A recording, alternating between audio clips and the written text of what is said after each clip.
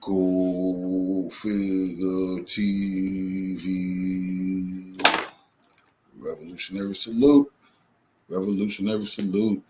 Like, share, subscribe. Welcome to the House of Revolution. You know I'm your humble host, the Yalmina Revolution, and so it begins. It's P. Diddy telling the judge, it's bigger than me, like he Nino Brown. Billionaires, they not safe. Nobody is safe who Diddy got dirt on. Good afternoon. I'm Breon Peace, the United States Attorney for the Eastern District of New York. Thank you all for joining us today. With me today are James Dennehy, Assistant Director in charge of the FBI's New York Field Office. We have Deputy Chief Carlos Ortiz, Commanding Officer of the NYPD Special Victims Unit. And we have my office's outstanding prosecution team, Aaron Reed, Megan Farrell, and Philip Pilmar. We're here today to announce the arrest and charging of three defendants. Former CEO of Abercrombie and Fitch, Michael Jeffries, Matthew Smith, and James Jacobson on charges of sex trafficking and engaging in interstate prostitution. Powerful individuals. As we go through all this information, what you're going to come to realize, monkey see, monkey do. P. Diddy went to one of these parties with the big wig, small hats, and got addicted. He learned the ways of them and set up his freak off sessions and shit the same way he saw them doing it. But that was their first mistake, because now he going to get all their ass up. And these people definitely, because they are charged with the same the same exact BS P. Diddy was doing. These people was doing it. But they've been doing this far longer than P. Diddy.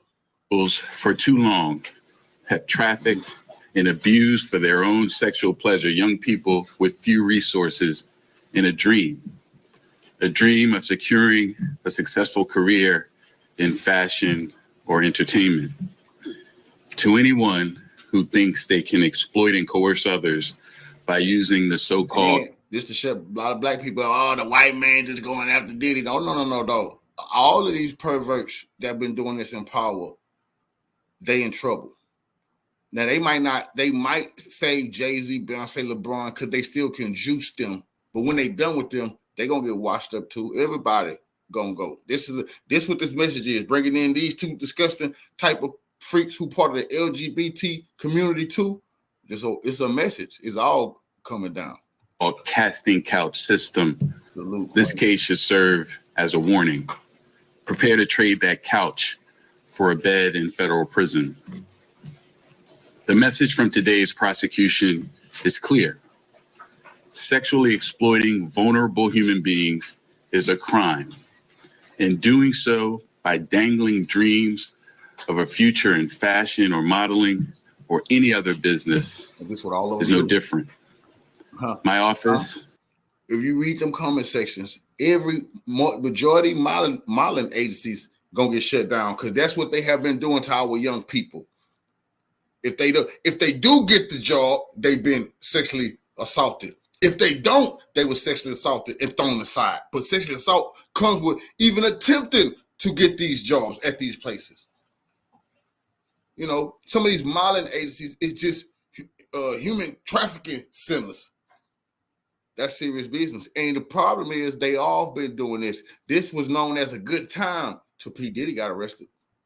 And our law enforcement partners will always prioritize standing up for victims, no matter their gender and no matter how powerful the wrongdoers think they are. We will hold them to account.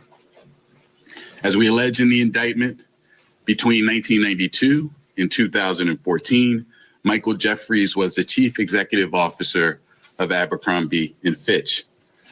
Abercrombie was a widely known clothing retailer with stores around the world. Aspiring fashion. 1992. I told you, these perverts been doing this way before P. Diddy. Now, P. Diddy was disgusting in college, but he wasn't doing what he doing on a mass scale. Like these punks, they've been doing it on a mass scale. And P. Diddy asked, absolutely, they didn't party with Diddy. They're not tied to Diddy's case. That's not the point. P. Diddy knows everybody, the circles who was doing the same shit he was doing. That's competition. He wanted to be the king freak off party man, but he had information on all of them. Models knew that a place on one of Abercrombie's iconic ads could be the ticket to success in the modeling industry.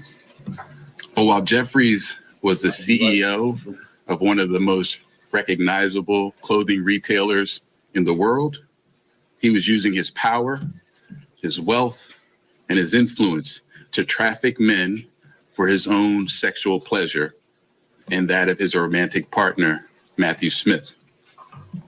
The charging documents describe in graphic and disturbing detail the violent and exploitive acts these defendants perpetrated, for which they will now face justice in a court here in the Eastern District of New York. So here's what's alleged in the indictment. I mean, this shit crazy. Jeffries and Smith employed James Jacobson to act as a recruiter to find men. Jacobson engaged in, quote, tryouts with men across the world where he would typically pay them to engage in sex acts with him. Following the tryouts with Jacobson, Smith would often then personally approve whether the men who were selected would meet Jeffries and Smith. The defendants would fly the selected men to Jeffries and Smith's homes in the Hamptons in New York City or to hotels around the world in such places as England, France, Italy, Morocco, and St. Bart's for the purpose of attending events to engage in commercial sex. But beyond simply hiring men for sex, Jeffries, Smith, and Jacobson used force, fraud, and coercion to traffic those men for their own sexual gratification. For example, the crazy part, they gave this dude bond, $5 million bond. That's going to cause problems. They've been doing it longer, and they supposed to get hit with RICO too, because they was doing the same shit. They just saying Puffy gangster. These is LGBTQ gangsters. If Puffy don't get a bond, these people shouldn't got no goddamn bond. As alleged, the defendants employed a referral system and an interview process that did not inform the men of the details of the sex events before they attended, including the full extent and nature of the sexual activity that would be required of the men at these events. They caused the men to believe that attending these sex events could yield modeling opportunities with Abercrombie or otherwise benefit their careers. Smith and Jeffries employed a secret staff to operate these sex events. The staff ensured that the men signed non-disclosure agreements and handed over their personal items, such as their phones, before the start of the events to maintain the secrecy of these events. Sound familiar? The defendants caused the men to believe that not complying with requests for certain acts, sex acts during the events, could harm their careers. Sound familiar? The defendants pressured the men to consume alcohol, Viagra, and muscle relaxants known as poppers during the sex events. And they required the presence of staff during the sexual activity and ensured that the men did not leave the sex events until Jeffries and Smith decided that the sessions were over.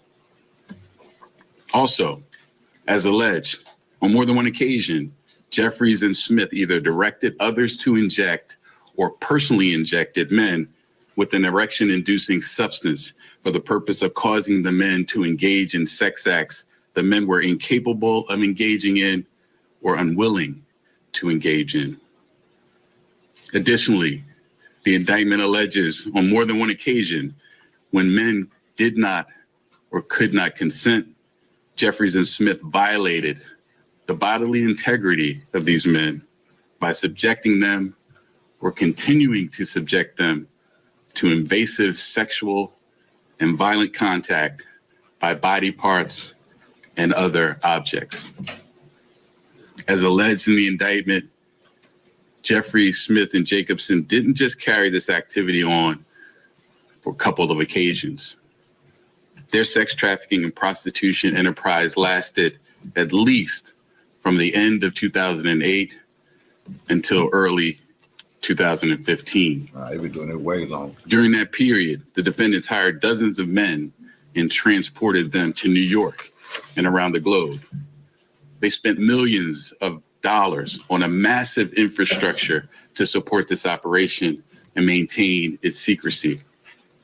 This included hundreds of thousands of dollars of cash for commercial sex, prolific amounts of money for staff to run the sex events, money for domestic travel, international travel, hotel rooms, services from a security company, and Jacobson's salary, among other things. Now, this investigation remains ongoing. They got to treat Abercrombie and Fitch just like they treated Bad Boy. They used legal money and mixed it with dirty drugs and payoffs. Come on, man. This is RICO, and they better hit these people with RICO. Although there are 15 John Does identified as victims in this indictment, this interstate prostitution venture encompassed dozens and dozens of men.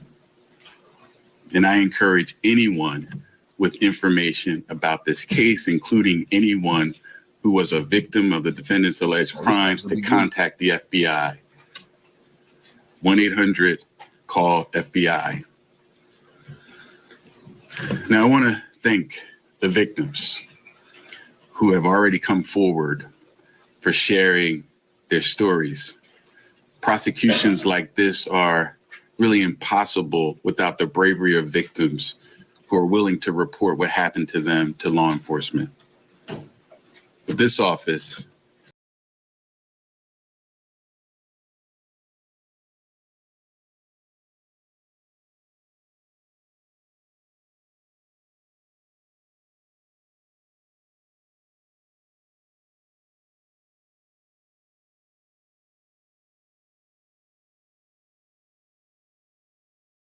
Fitch CEO Mike Jeffries. Prosecutors are charging him with sex trafficking charges, accusing him of sexually exploiting and abusing young men, suggesting that they would be hired as models. The U.S. Attorney for the Eastern District of New York is holding a press conference on that right now. Let's listen in for just moments ago. Good afternoon. I'm Brian Peace, the United States Attorney for the Eastern District of New York.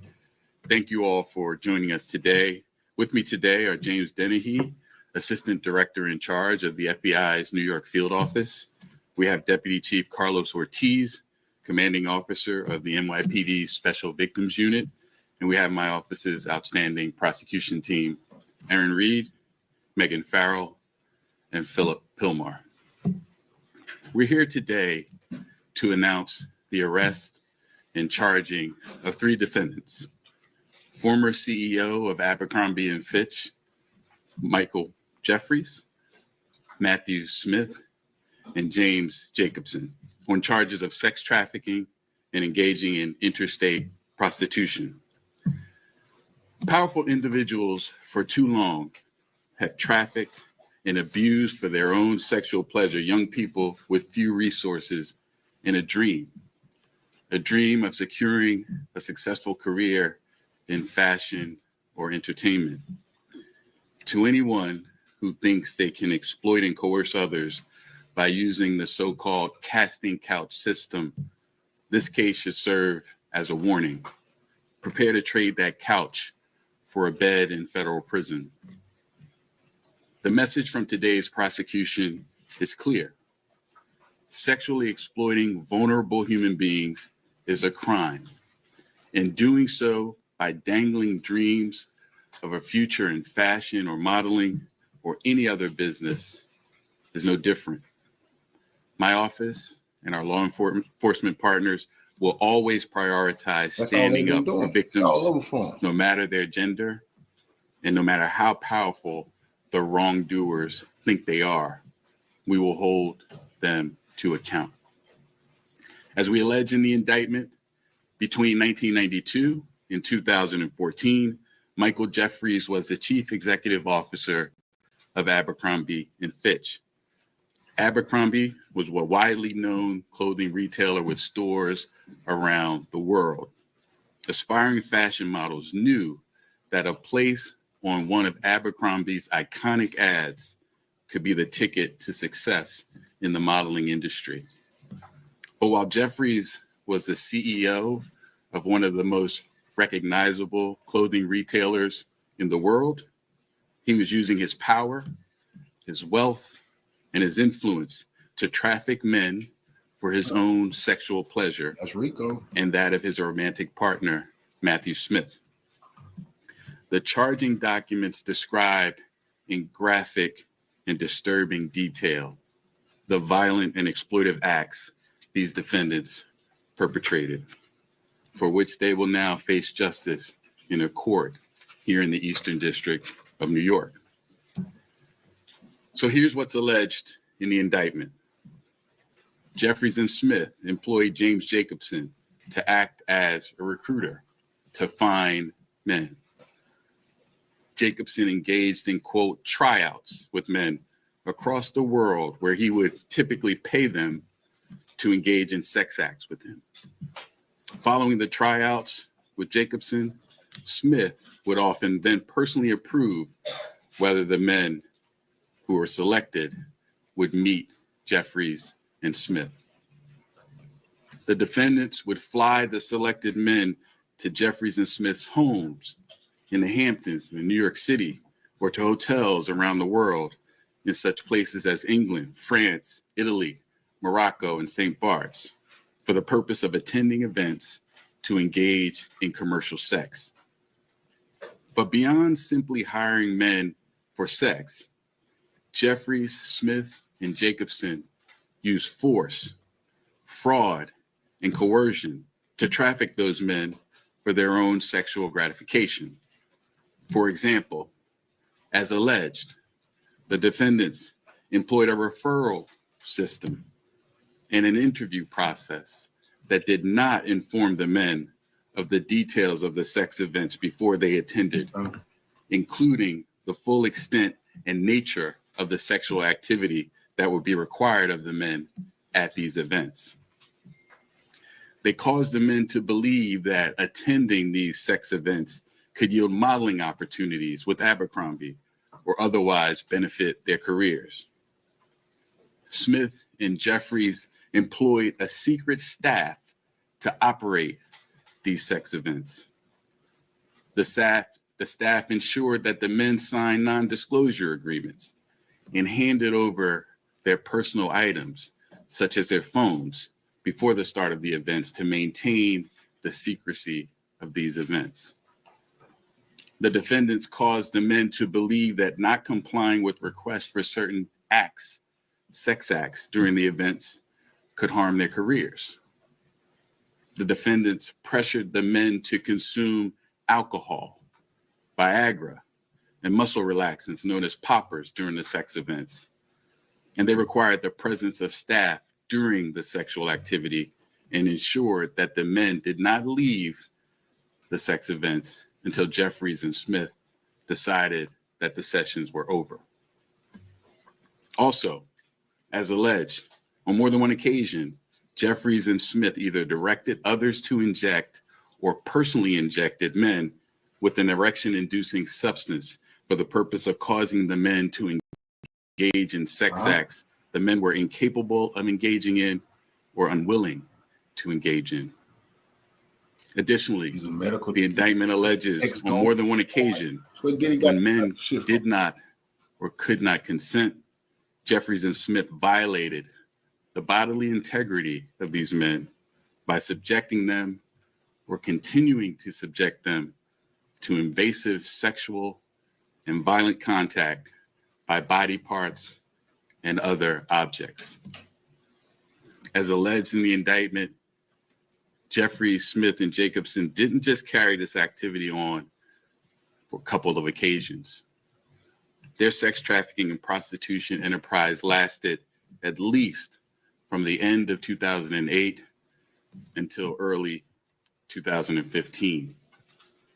During that period, the defendants hired dozens of men and transported them to New York and around the globe. They spent millions of dollars on a massive infrastructure to support this operation and maintain its secrecy. This included hundreds, thousands of dollars of cash for commercial sex, prolific amounts of money for staff to run the sex events, money for domestic travel, international travel, hotel rooms, services from a security company, and Jacobson's salary, among other things. Now, this investigation remains ongoing. Although there are 15 John Does identified as victims in this indictment, this interstate prostitution venture encompassed dozens and dozens of men.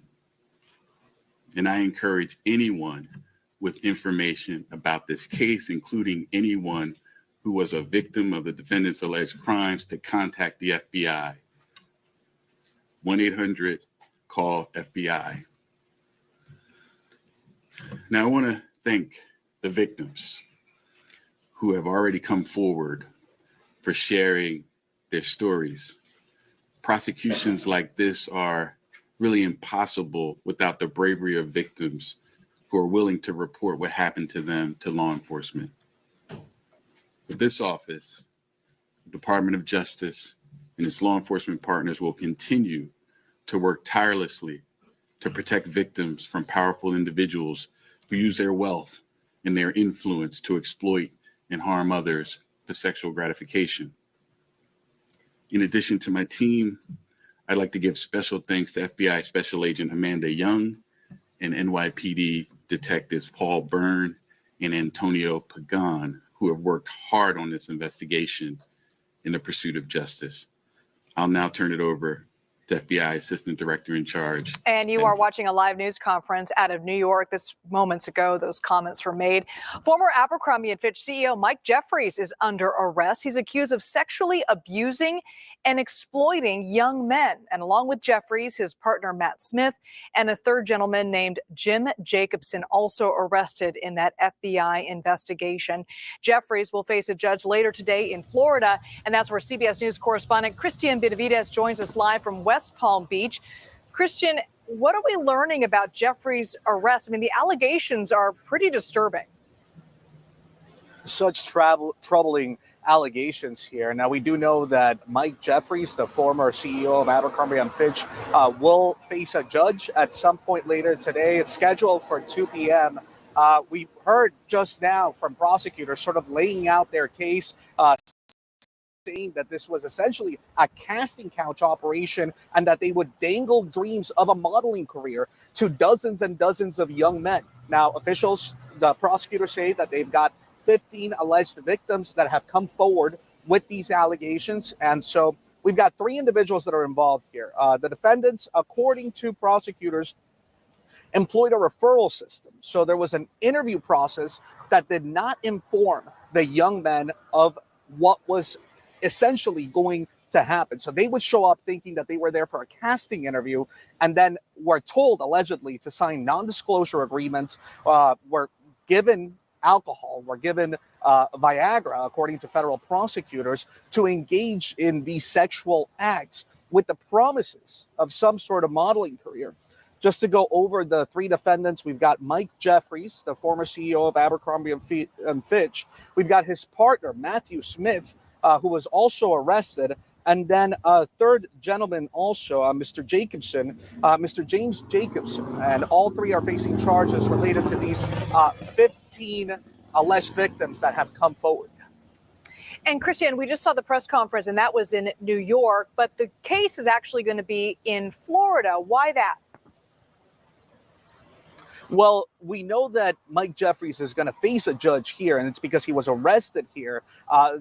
My understanding is that eventually the Eastern District of New York will handle the case, but certainly they had to cooperate with authorities here. The FBI field office here in Miami confirming that they did hold operations in the West Palm Beach area.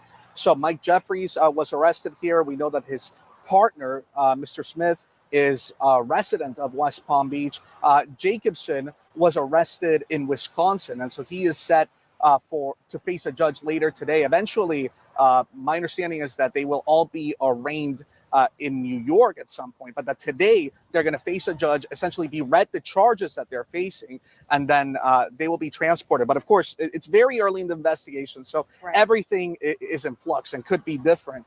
But just such troubling allegations. Our partners at the BBC have done a job of going over. They've spoken to some of the alleged victims, and they've told some difficult stories about what was happening, their expectations. Again, officials calling this a casting couch operation. We should note that back when these allegations initially surfaced, Mr. Jeffries, Mr. Smith, and Mr. Jacobson all said that they denied the allegations. And Abercrombie and Fitch also said that they were unaware of any of these incidents. They said that they would conduct a probe into the allegations and whether or not they happened while he was at the company. According to what federal officials are saying, they're saying that the probe extends from 1992 to 2014. Wow.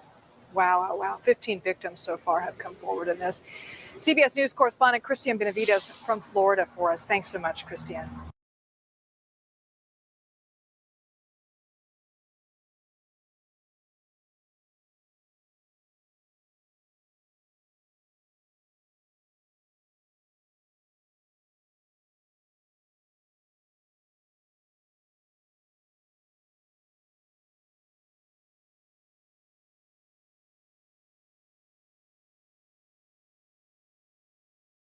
Today, the former CEO of Abercrombie and Fitch and two associates are under arrest for allegedly running an international sex trafficking and prostitution scheme. According to a new federal indictment, former Abercrombie boss Mike Jeffries and his alleged co-conspirators interviewed and hired men for so-called sex parties fueled by alcohol. All of these reporters and news people on TV, this is serious business. All of these people from ABC, NBC, MSNBC, Fox News, they all know how they got their job. They know how they know they had a lightweight version. They casting couch. All these people that done humiliating things. They was the best and the brightest amongst us. No, they had to they shut up and went along with the perverse nature of their big bosses. All these bosses have been perverts. Why would they want to hire you unless you're gonna let them get away with some shit? Unless you're gonna let their friends get away with some shit. Why would they want you at their company? Please, this is the disgusting nature. See, America, this is what America looked like. See, right on time. We knew P. Diddy was a disgusting bastard, but we want to know where did he get it from? These type of people. These type of people. This motherfucker ain't met a young boy he gave no job to that he ain't goddamn threw his weight around with and forced him to do this, that, and the third. Come on, man. This is all of them going down because this is what they've been doing. Drugs and Viagra. And authorities say many of the victims were prospective male models looking for work in the fashion industry. CNN national correspondent Bryn Gingras is following this story. Bryn, what more are prosecutors alleging here? Yeah, Boris, one of those co-defendants is actually also Jeffries' romantic partner, also arrested this morning along with Jeffries, and a third person who is described by prosecutors as sort of a middleman with this whole entire operation. Let me detail a little bit more of what prosecutors say. Y'all don't romantic partner. Come on, y'all did the LGBTQ man married man crowd. Say it. Ain't that his husband? Or they ain't married? Or they just sleeping around? Romantic partner. Ha. Happened here. They're saying in about a 7-year period, part of that time, Jeffries was the current CEO of Abercrombie and Fitch, and prosecutors say he was using his power, his wealth to basically find men who wanted to be models and essentially have them try out in sexual ways to come to what is being described as sex events. And those sex events would happen in hotel rooms. They'd happen at houses that Jeffries owned all across. What they're showing you is these elite perverts, whatever their field is, that's where they prey on people. Weinstein in Hollywood, well, that's where he had his weight. That's where he had his power. You want to be in Hollywood, you got to come get harassed by him. This dude here in the modeling and industry, you got to go through him. P. Diddy is in the music industry. See, but the one thing in common, nobody getting in without being humiliated. the world, really. And at those events, they were sex-fueled events where their prosecutors are saying these prospective models would be given drugs, they'd be given alcohol, Viagra, muscle relaxers to perform sex acts on Jeffries and his romantic partner. I want you to hear more from the prosecutors who laid out this 16-count indictment earlier this afternoon. On more than one occasion, Jeffries and Smith either directed others to inject or personally injected men with an erection-inducing substance for the purpose of causing the men to engage in sex acts the men were incapable of engaging in or unwilling to engage in. I mean, pretty horrific allegations here. All three men were arrested not in New York, but they're going to be brought to New York to be in federal court sometime later this week or possibly the beginning of next week, guys. And this investigation, Bryn, was prompted by a BBC documentary.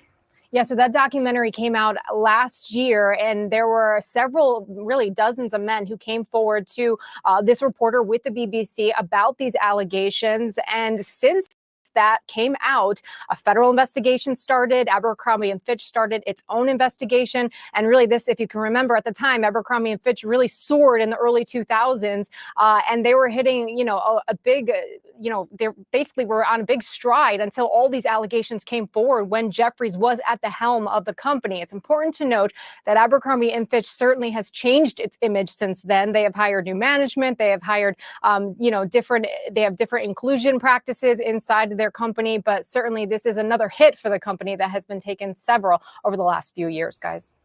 Bryn Gingras, thank you so much for the update. Joining us now to discuss is defense and trial attorney Misty Harris. Misty, what do you make of the charges that these three men are facing now? Well, what we're seeing in this indictment looks to be a pretty sophisticated sex trafficking ring as per the prosecutors.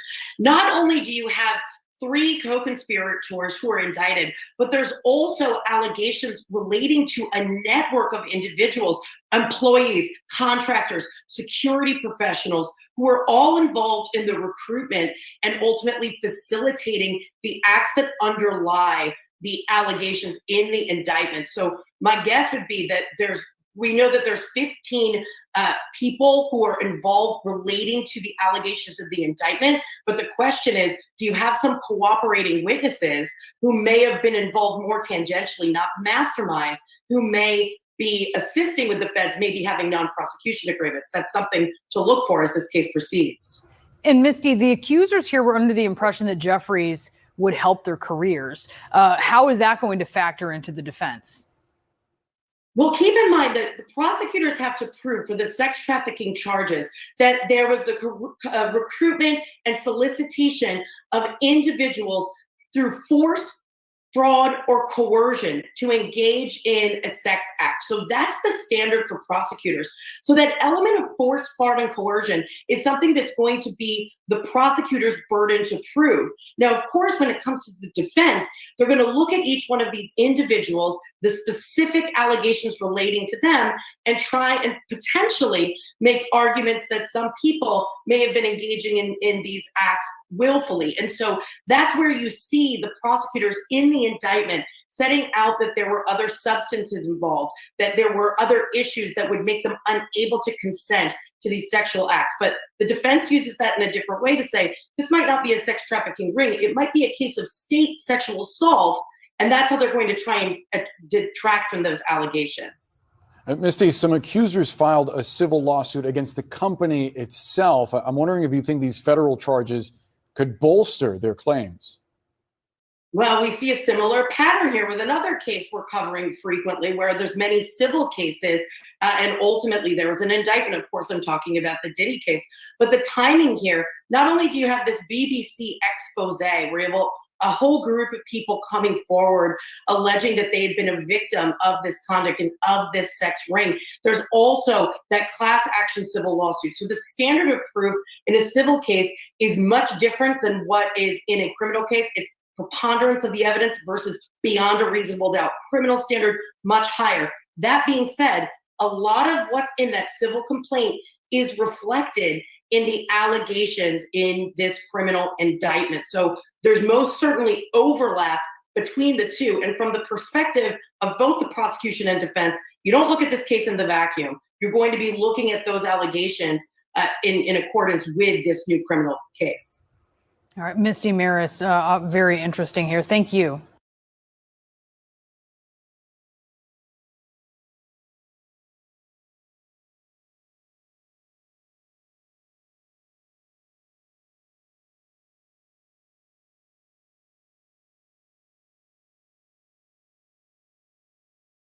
A lot of this sounds very similar to the former CEO of Abercrombie and Fitch, Mike Jeffries, and his partner, and a middleman that helped them orchestrate these parties that they conducted here in the United States and around the world, were arrested this morning for trafficking charges.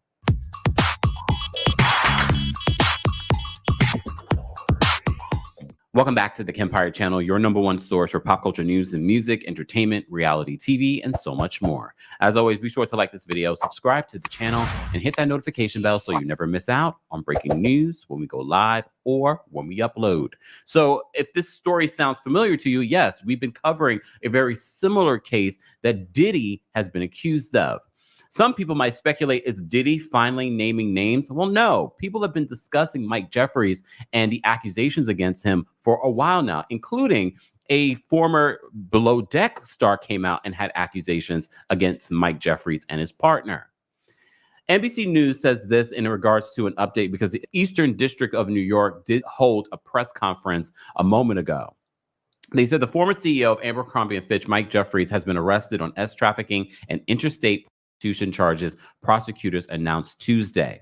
Jeffries has been arrested in West Palm Beach, Florida. Two other associates, Matthew Smith of West Palm Beach, that's his partner, and Jacobson of Wisconsin, were also arrested in connection with trafficking charges. James is believed to be that middleman. They are expected to appear in federal court in Florida and Wisconsin today and arraigned on a later date in the Eastern District of New York. Jeffries was the CEO of the popular clothing brand from 1992 to 2014. Jeffries, Smith, and Jacobson each face a single count of trafficking as well as 15 counts of interstate prostitution tied to 15 alleged victims.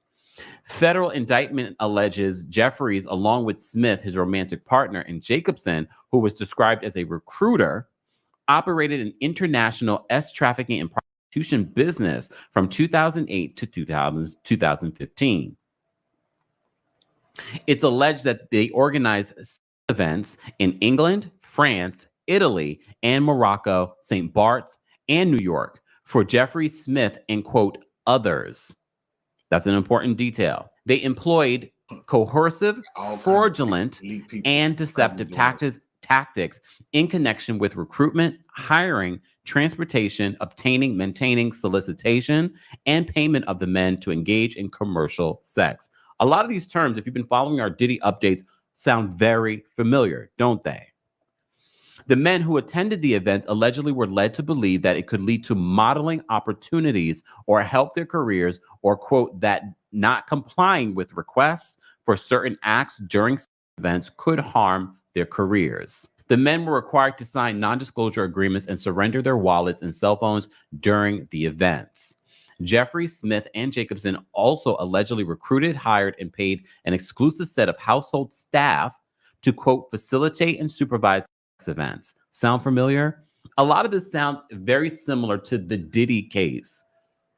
The staff provided Jeffrey Smith and the men who attended alcohol, muscle relaxants, again, sound familiar, known as, quote, poppers, lubricant, Viagra, and condoms, among other items. Either Jacobson or the staff paid the men for attending the events, the indictment said.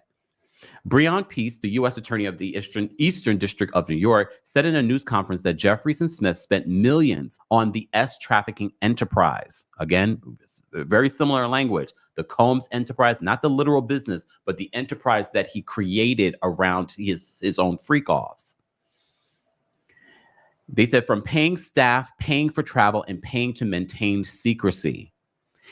Peace said that the operation used a referral system and interview process during which the men were allegedly preyed upon were not informed about the details of the events before attending. During those, quote, tryouts of potential candidates, Jacobson typically had candidates first engage in commercial sex acts with him, the indictment said. At the events, the men were pressured to drink and consume poppers, and on more than one occasion when men did not or could not consent, Jeffries and Smith violated the bodily integrity of these men by subjecting them or continuing to subject them to invasive sexual and violent contact by body parts and other objects. First of all, shout out to the victims, because I think a lot of people don't discuss when men are SA'd, and it takes another level of bravery to even come forward and admit this. In a quote, they said, "Powerful individuals for too long have trafficked and abused for their own sexual pleasure young people with few resources and a dream of securing a successful career in fashion or entertainment." Sound familiar? He warned anyone who thinks they can exploit or coerce by using the so-called casting couch system that they should prepare to trade that couch for a bed in federal prison. Prosecutors are asking for a $10 million bond for Jeffries, $500,000 for Jacobson, and that Smith be detained pending trial as he is a citizen of the United Kingdom and poses, quote, the most substantial risk of flight. That is Mike Jeffries' partner, the former CEO's partner. Peace said his office became aware of the alleged crimes through media reports, because as I said to you before, this is not new. For those that are aligning, oh, Diddy is speaking. Well, no, they've been following this for a long time. The Eastern District of New York, very much like the Southern District of New York, investigates for a while before bringing their charges. The news of Jeffries comes 1 year after BBC News published an explosive report that said Jeffries exploited men at parties he hosted. The report said that 12 men described attending or organizing events that included sex acts for Jeffries and his partner, Matthew Smith, and those events took place from 2009 to 2015. Some of the men who spoke to the BBC said that they were exploited or didn't participate willingly. Jeffries' attorney, Brian Bieber, told NBC News at the time that Jeffries would not comment on reports about his personal life. Abercrombie and Fitch said the company was appalled and disgusted by the allegations in the BBC report. Bieber told NBC News on Tuesday, in a response to the arrest, "We will respond in detail to the allegations after the indictment's unsealed and when appropriate, but plan to do so in the courthouse, not the media." Shortly after that report, Abercrombie and Fitch and Jeffries were sued for allegedly turning a blind eye to Jeffries' alleged misconduct. That civil suit alleged he abused numerous men after luring them with the promise of a coveted modeling contracts, CNBC reported.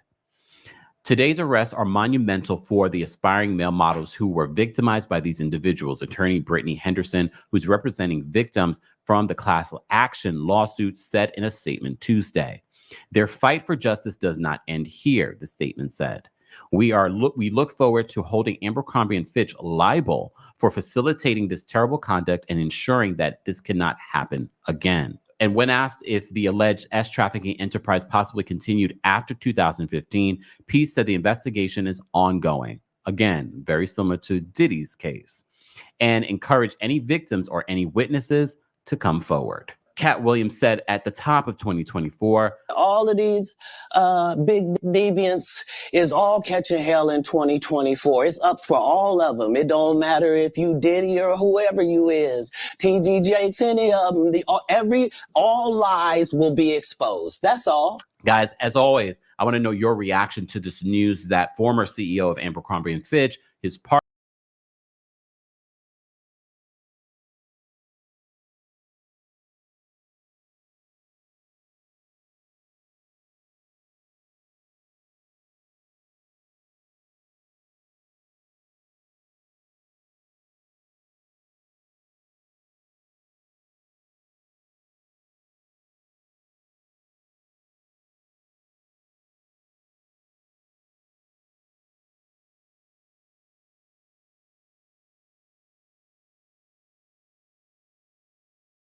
Warning, this video deals with very sensitive subject matter, and it goes into detail. But I find this very interesting for many reasons.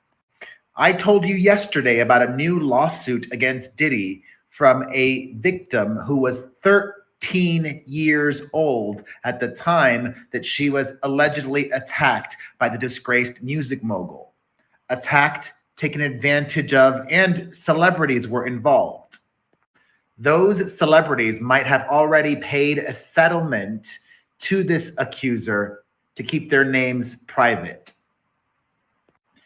That lawsuit and this one that I'm going to tell you about were both filed by Tony Busby, the lawyer from Texas, who claims that he is going to be filing 120 individual lawsuits against Cassie's ex-boyfriend. There are many, many things very interesting about this lawsuit that I'm telling you about, such as the alleged incident happened recently in 2022, according to the lawsuit. The alleged victim is a man, and he knew Diddy professionally. So interesting that this monster would allegedly attack people that he worked with, that he knew.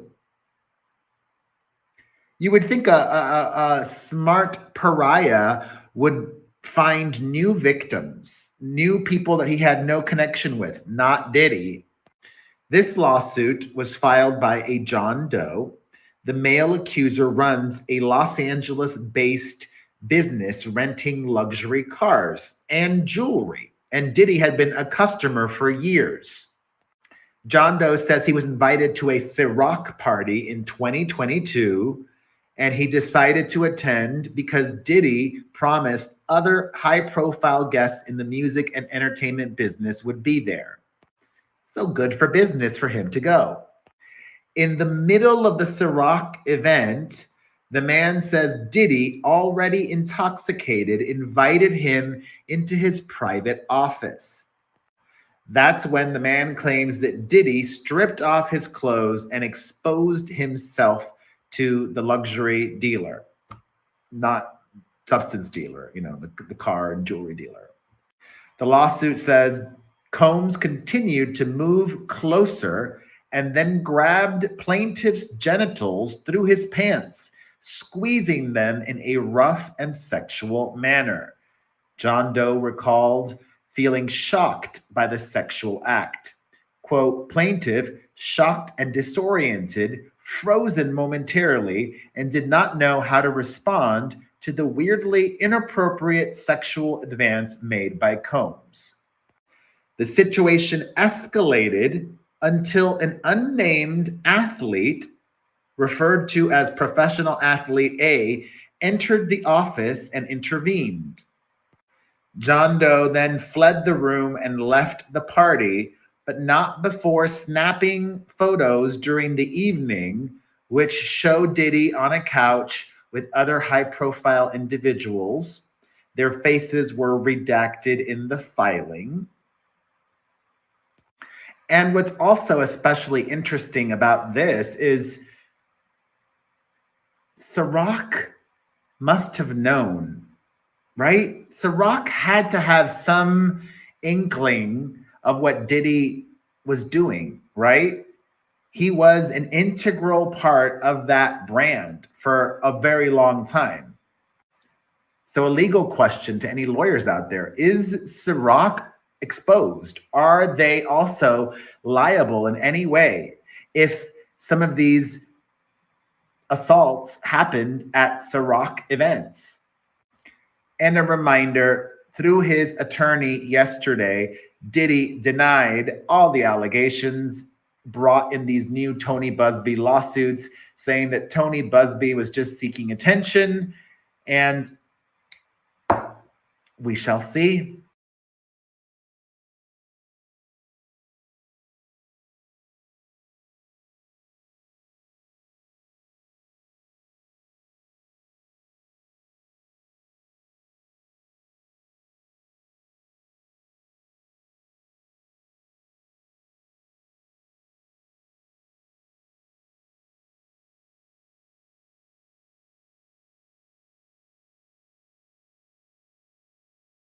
Or others with equally as disturbing. Another week and another handful of civil suits filed against P. Diddy. This time with perhaps the most shocking allegation we've heard so far, that Diddy apparently sexually assaulted a 13-year-old girl after the VMAs. Her lawsuit says Diddy came at her with a crazed look in his eyes before raping her alongside an unnamed celebrity. But that's not the only new civil suit Diddy's facing. There are 4 others with equally as disturbing allegations, and we're breaking down all 14 shocking new revelations. The lawsuits against P. Diddy are starting to stack up, with a handful of new civil suits filed just this week. Houston-based attorney Tony Busby warned us this would happen, saying over the next few weeks, he plans to file 120 lawsuits against Diddy. We've already seen a slew of suits with shocking allegations, all echoing the disturbing pattern even the feds accuse him of. Forcing his victims to take laced drugs or spiking their alcoholic drinks, sexually assaulting these victims, or forcing them to sexually assault others, and later recording all of these assaults as blackmail against victims to keep them quiet. This all came to a head last month when Diddy was arrested in New York and federally charged with racketeering conspiracy, sex trafficking by force, fraud, or coercion, and transportation to engage in prostitution. The federal indictment focuses on what Diddy referred to as freak-offs, described as elaborate sex performances during which Diddy would masturbate and record. This is also where those 1,000 bottles of baby oil and lube come in, as Diddy's associates were apparently required to provide items such as these for a successful freak-off. Multiple civil suits and the indictment all state that Diddy's scheme was facilitated by his associates. They were allegedly required to schedule these freak-offs, procure sex workers, transport victims or sex workers across state lines, and sometimes even internationally.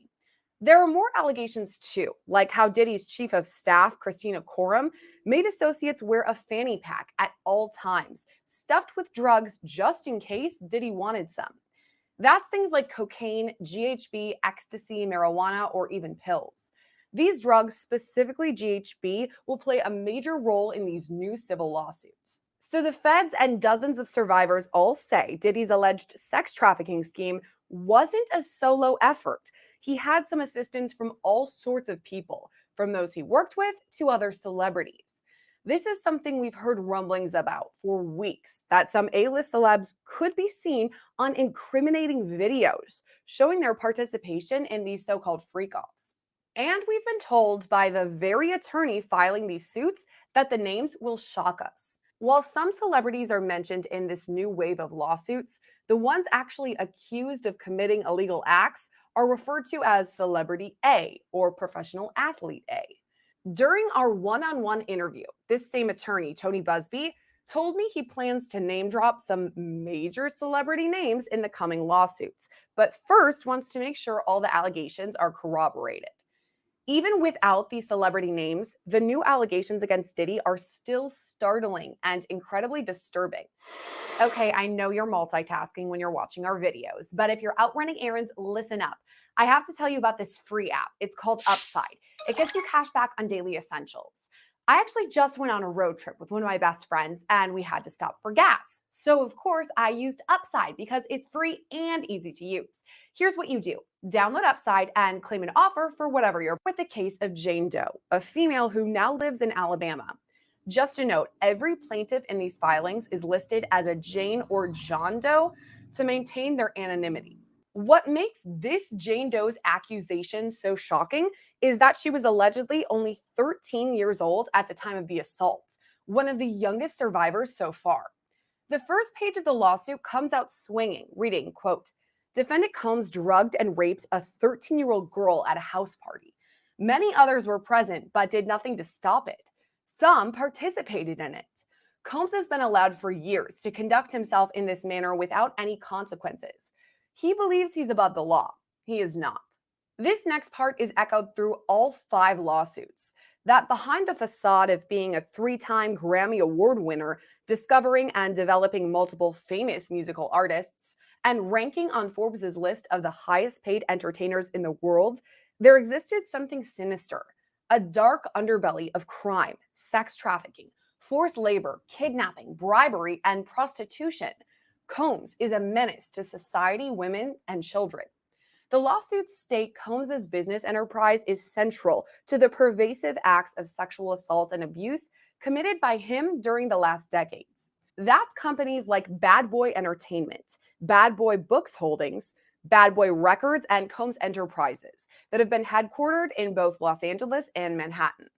On the surface, these are legitimate operations, but behind the curtains, they were allegedly fronts to sexually assault, abuse, threaten, and coerce hundreds of individuals through sexual quid pro quo schemes. According to all 5 suits, Combs and his staff engaged in sex trafficking, forced labor, kidnapping, arson, bribery, and prostitutions. This abuse was, at times, verbal, emotional, physical, and sexual. As part of his pattern of abuse, Combs manipulated both men and women to participate in highly orchestrated performances of sexual activity with both commercial sex workers and unsuspecting partygoers.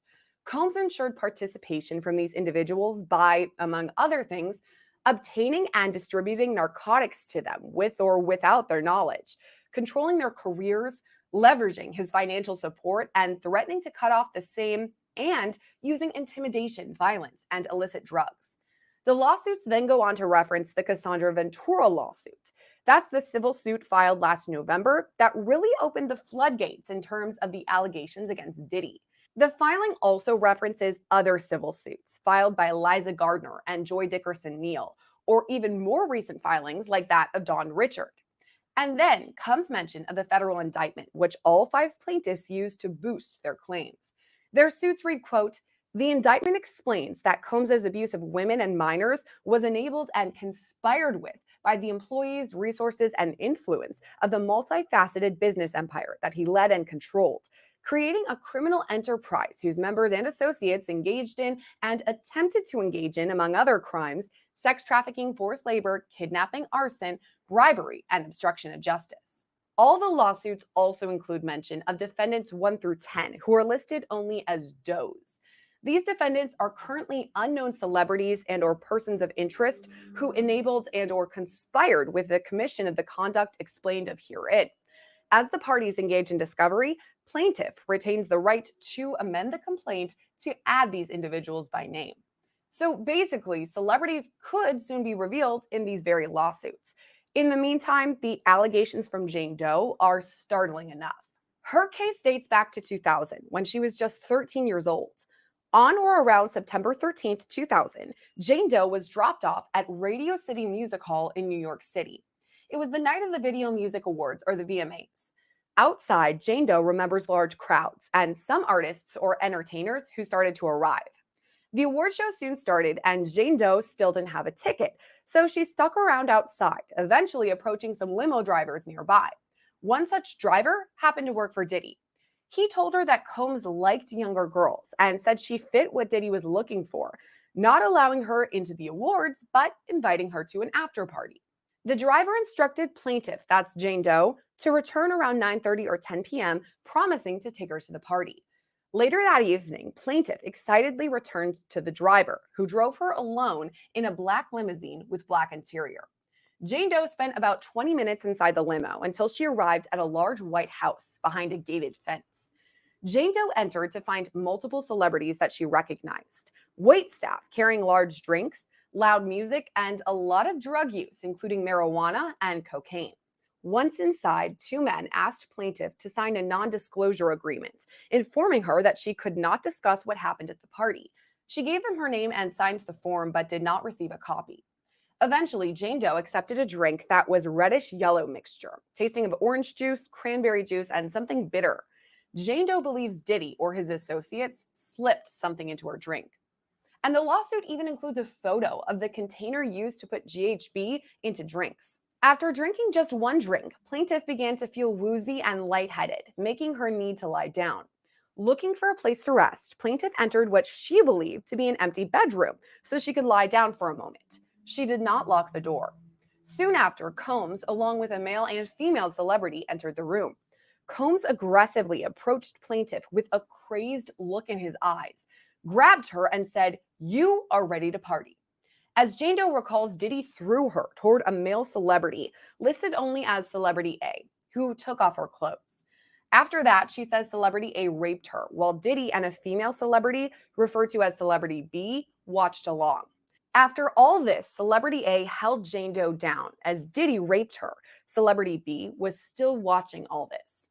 Later, Diddy tried to force Jane Doe to perform oral sex on him, but she resisted and hit him in the neck. At that point, he stopped. Jane Doe then ran from the room naked, searching for an exit to the home. She eventually put her clothes back on and ran to a nearby gas station. The clerk there noticed Jane Doe seemed to be distressed and allowed her to use the phone.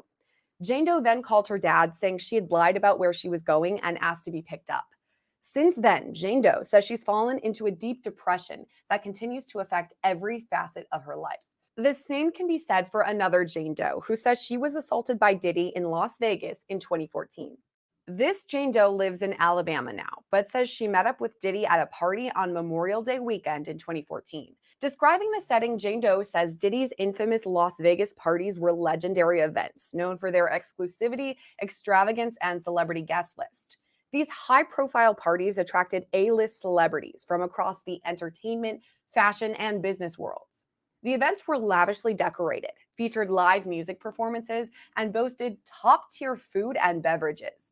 The atmosphere at these parties was one of opulence and luxury, often making headlines for their celebrity guest lists, over-the-top entertainment, and the stunning aesthetics of the event. Many unsuspecting individuals were recruited to attend these parties. Some individuals were recruited in various cities and were paid to fly in and to attend these functions. Jane Doe attended one such party when she and two of her friends visited Las Vegas in 2014. The group was staying at Hotel Rio. While there, Jane Doe reached out to other people she'd met in the entertainment industry to see if there were any cool events taking place. She reached out to someone only identified as International Smooth, someone she'd met at a party in Miami just a few years prior. Based on his Instagram stories, Jane Doe knew he was in Las Vegas and soon discovered he worked as a party promoter. After that, he invited her to an exclusive party at a popular poolside lounge called Club Rehab.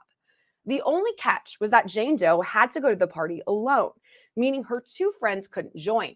After what the lawsuit calls some awkwardness, Jane Doe relented and headed to the party solo. While at the party, Jane Doe met many celebrities, including Mary J. Blige, Lil' Kim, and Nicki Minaj. She saw more that she did not meet. Plaintiff Jane Doe took pictures or videos with many of these celebrities and posted them to her private Instagram page. She also met Diddy, who said he hoped she was having fun at the party. Eventually, the party at Club Rehab died down, and Plaintiff was invited by Smooth to attend an after party at Combs' suite at the Planet Hollywood Hotel. While there, Plaintiff spoke to Combs again, and he directed her to a bar area with tens of dozens of open bottles of his Ciroc branded vodka. Combs directed Plaintiff to grab a bottle and help herself. Plaintiff also took videos of Combs at the party and posted them to her Instagram. Jane Doe's lawsuit actually includes screenshots from these videos. You can clearly see Diddy front and center. After all this, Diddy encouraged Jane Doe to take a few sips of what she thought was vodka from an open Ciroc bottle. She only had one or two drinks, but about 40 minutes later, Jane Doe started to feel nauseated and dizzy. She even began to lose control of her motor functions. So Jane Doe found Smooth and told him she wasn't feeling well, so she planned to leave. Instead, he pointed her in the direction of an empty bedroom and told her to lie down. He said Jane Doe would be left alone and the door would be locked. The next thing Jane Doe recalls is waking up the following morning, feeling very groggy and sore. Her entire body hurt, and it felt difficult to move. As soon as she awoke, she saw Combs in the corner of the room, shirtless and yelling loudly and with animation at someone over the phone.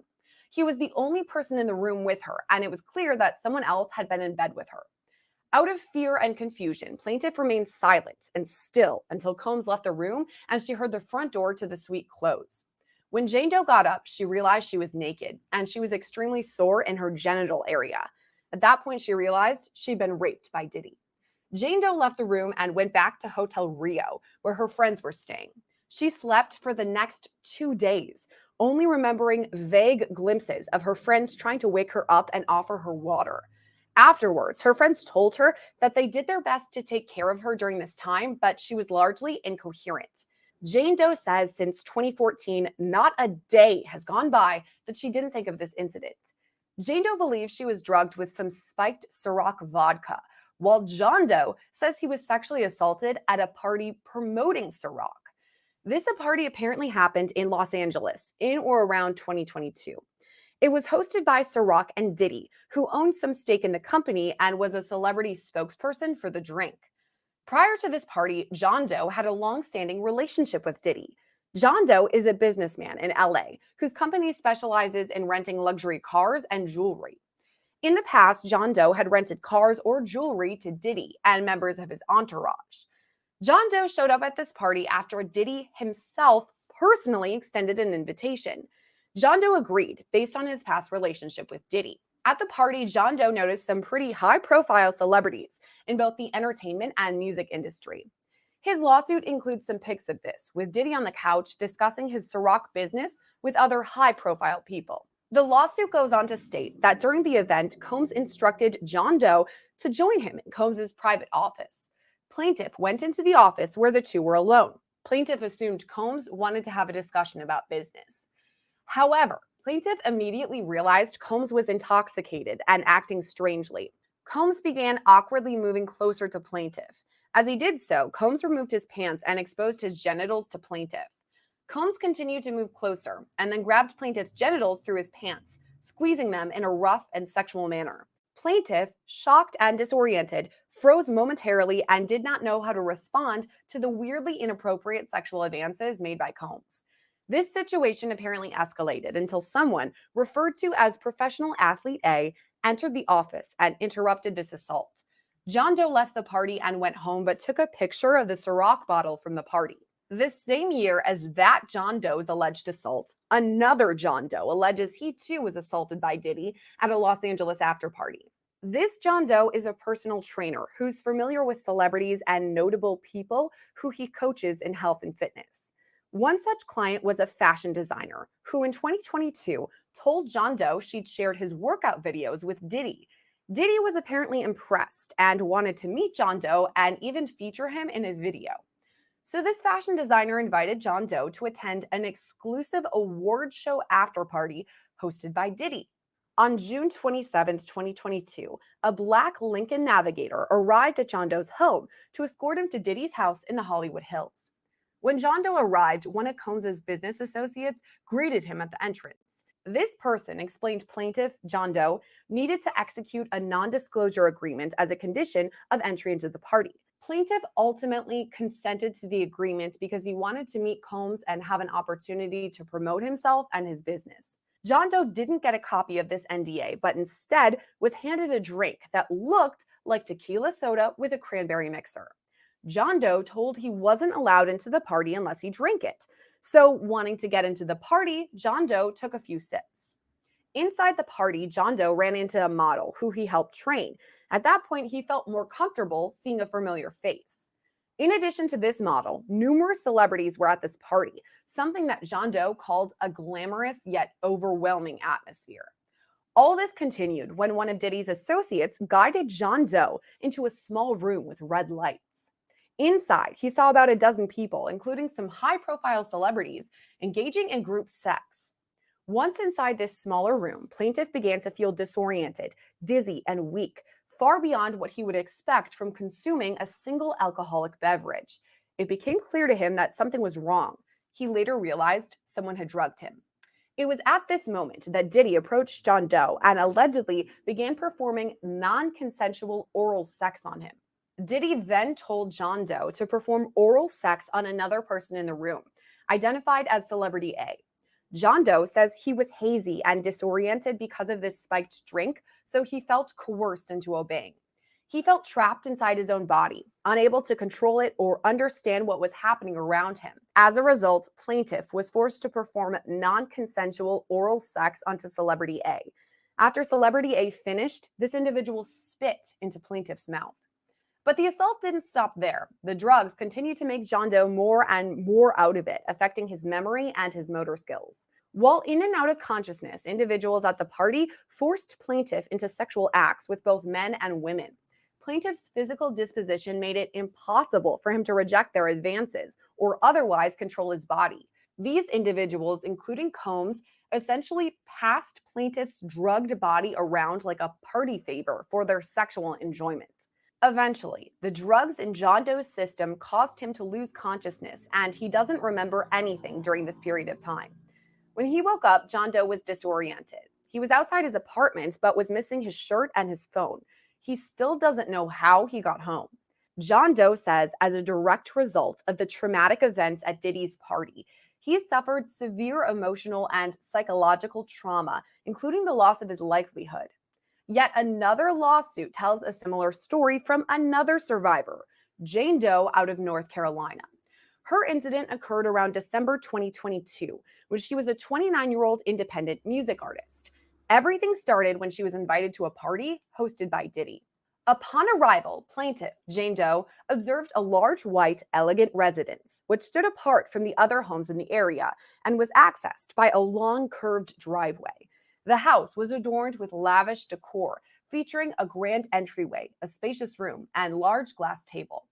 Once inside, servers offered platters of food and drinks, creating a luxurious and upscale atmosphere. Plaintiff quickly recognized various celebrities from the music industry and television, including Combs himself. Jane Doe says she noticed widespread drug use at this party, including cocaine, pills, and marijuana. She didn't try anything and instead had one single glass of wine. At some point during the event, plaintiff was approached by and engaged in a conversation with Combs about her music career. Combs expressed interest in her work, stating his desire to help elevate her career by featuring her on a track. During this conversation, Diddy suggested Jane Doe come into his office so they could continue to discuss her career. Once inside the office, Jane Doe started feeling disoriented, slipping in and out of consciousness. At that point, she realized she'd been drugged. Jane Doe says after all this, Diddy raped her. She wasn't able to stop him because of the drugs in her system. She says it was as if she was trapped inside her body, not participating, but not able to resist. The next thing Jane Doe remembered clearly is waking up at 6 a.m. She was confused and disoriented, but was still in Diddy's office. After checking herself, plaintiff discovered blood on her legs from her vaginal area and bruising on her hips. She also found deep imprints on her arms and wrists, suggesting she had been tied with ropes. Additionally, she felt significant pain and soreness in her vaginal region. Jane Doe says she was overwhelmed with fear and panic and frantically began searching for her phone and clothes. She didn't find them, but put on a pair of pants, a shirt, and slides, and then left the home. The plaintiffs in all 5 of these new lawsuits request a jury trial from Diddy, citing damages and emotional distress. Meanwhile, he's all tied up with the criminal side of things, awaiting his federal trial set for next May. Diddy has pleaded not guilty to the charges, and his attorney released a statement reading in part, quote, Sean Diddy Combs is a music icon, self-made entrepreneur, loving family man, and proven philanthropist who has spent the last 30 years building an empire, adoring his children and working to uplift the Black community. He is an imperfect person, but is not criminal. To his credit, Mr. Combs has been nothing but cooperative with the investigation. Please reserve your judgment until you have all the facts.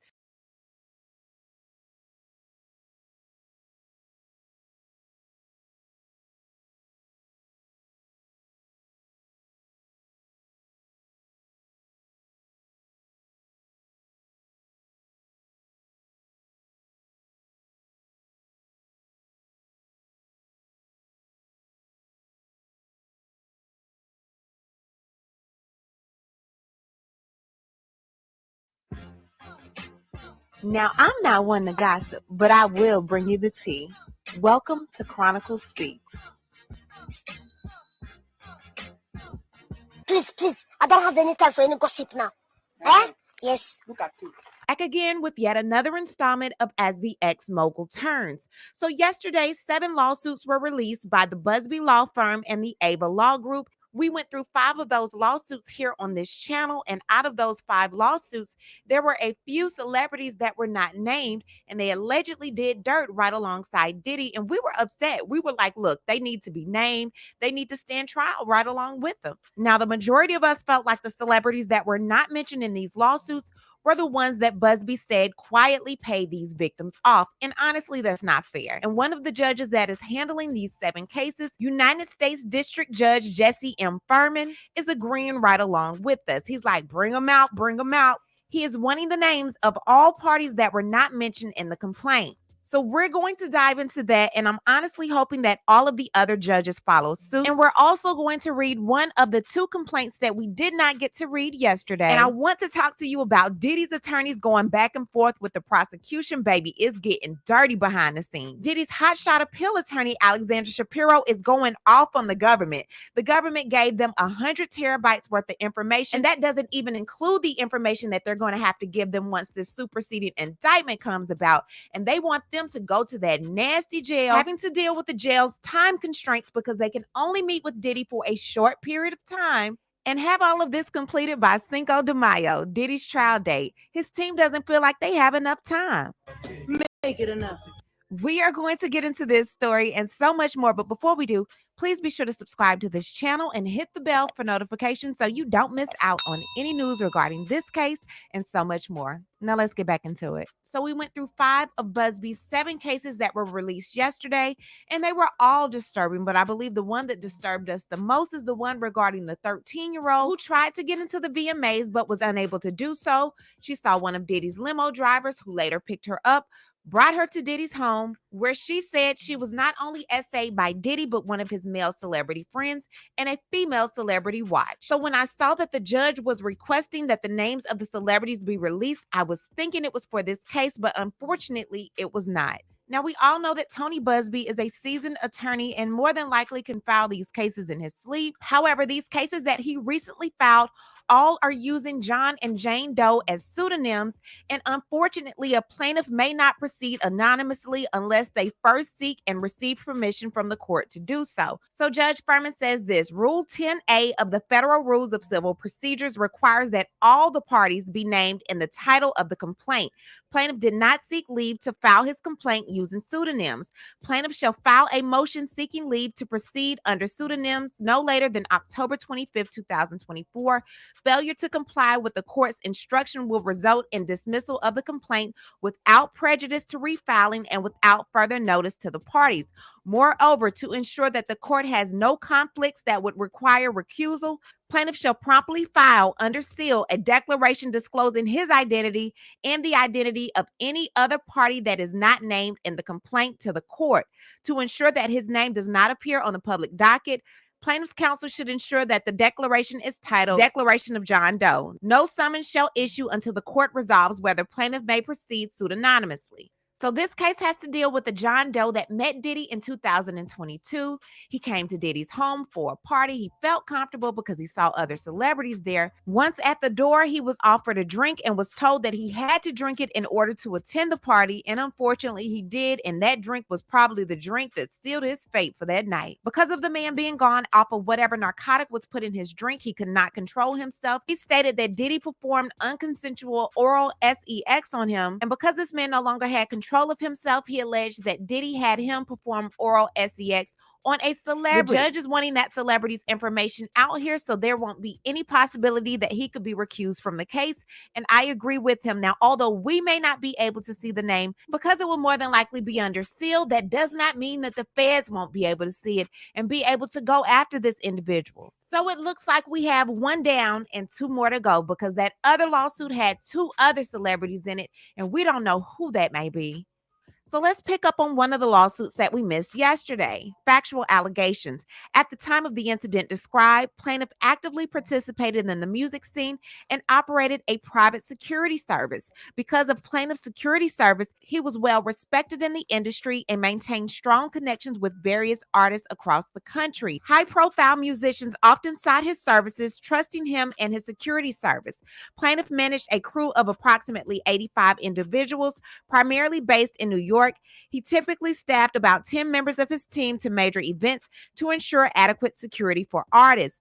On or about August 25th, 2005, plaintiff, then 21, attended an event at a music studio in Harlem, New York, near 142nd Street. The studio was a known location frequented by influential figures in the music industry, including prominent rap artists. The studio regularly hosted gatherings of rap artists and industry insiders. Plaintiff understood that Combs would be attending. Plaintiff attended the event with his wife. The gathering quickly evolved into a typical industry party, with attendees consuming alcohol and smoking marijuana. However, plaintiff and his wife refrained from doing either, as plaintiff wanted to present himself as a professional, demonstrating that he was someone others could trust and rely on in hopes of earning their business, especially Combs's business. During the event, someone informed plaintiff that Combs had taken an interest in his security operation and was considering hiring him for future events. Combs then approached plaintiff and asked him if they could talk about business in another room. As he did so, Combs insisted the plaintiff join him for a drink. Plaintiff politely declined, viewing the situation as a professional opportunity. Combs pressed him repeatedly, saying, "When do you get to drink with the millionaire?" Combs persisted, not wanting to be rude and hoping to earn Combs's trust and ultimately business. Plaintiff gave in and took a drink from Combs. Plaintiff felt uncomfortable with the situation, but continued his conversation with Combs, viewing it as a valuable business opportunity. After finishing his drink, plaintiff began feeling dizzy, weak, and confused, far beyond what he would expect from having consumed a single drink. It became clear to him that something was wrong. He knew at some point that Combs had drugged him. A photograph of an actual exemplary container used by Combs and or his agents or employees to insert GHB into alcoholic drinks is seen below. During this time, plaintiff's wife left the room to use the bathroom, and the other guests also exited, leaving plaintiff alone with Combs.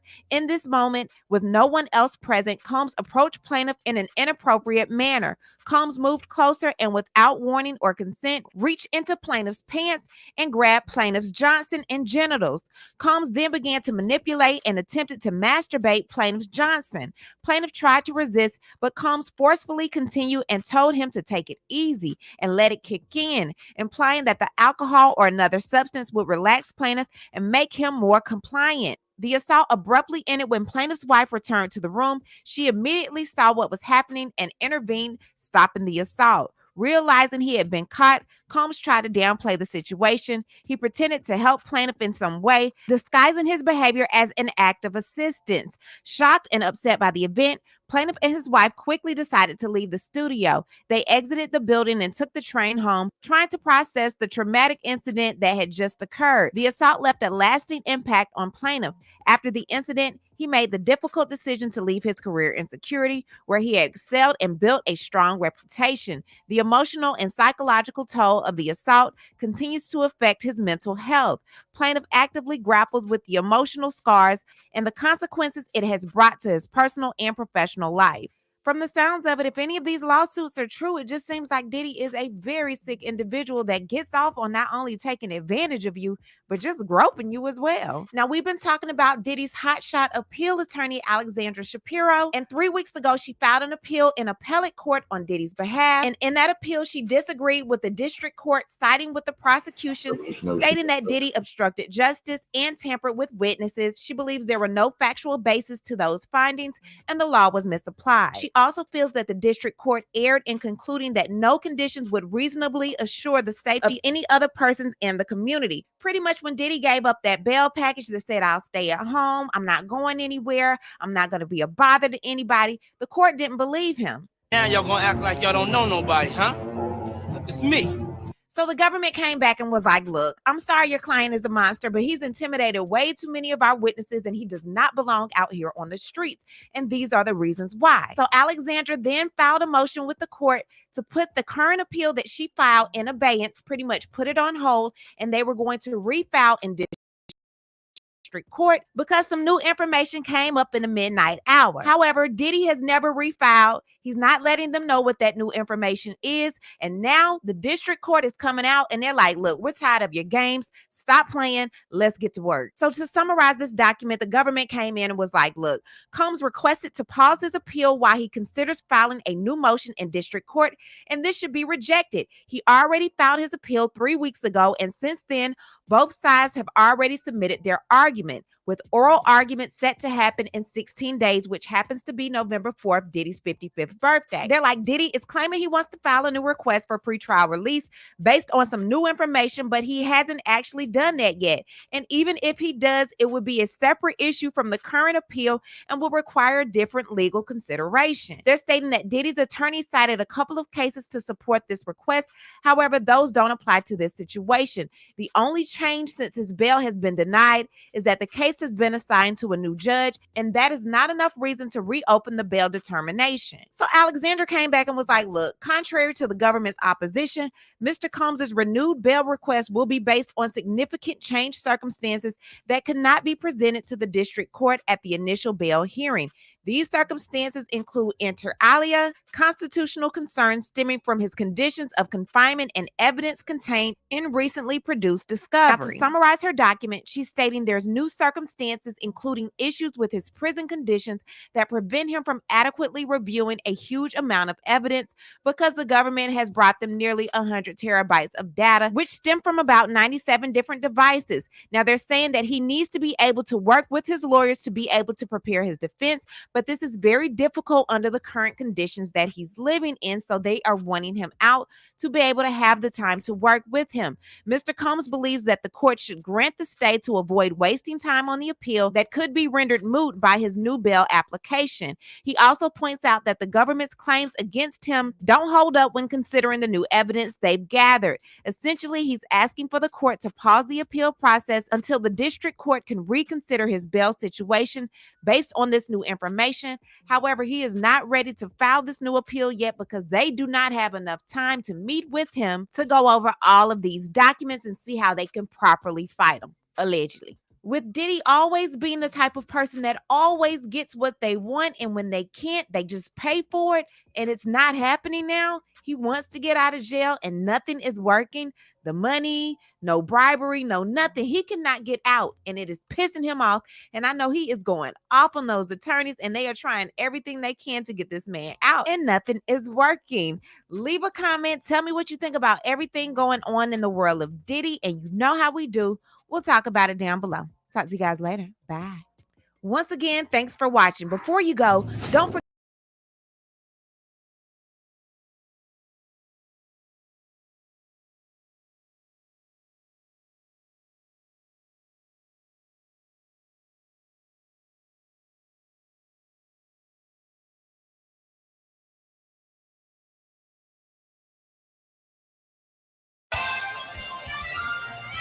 Welcome to Popcorn Planet. I am Andy Signor, and I'm here with beard lawyer himself, Rais. I need your help, sir. How you doing? I'm great. How are you? I'm great. Well, I'm confused because beard lawyer, if you have yet to follow him on Instagram, he's been here. So happy to have him. An expert, defamatory internet expert lawyer. Rais, I thought this would be a good conversation to have because the truth is, and we've talked about this off camera as well, the truth is, I have spoken to a reliable source that I would say is reliable. This doesn't mean I'm confirming or I'm 100% factual, but it's somebody in this story of things that seems more reliable than others, Rais, is what I'll say it, just to protect my sources.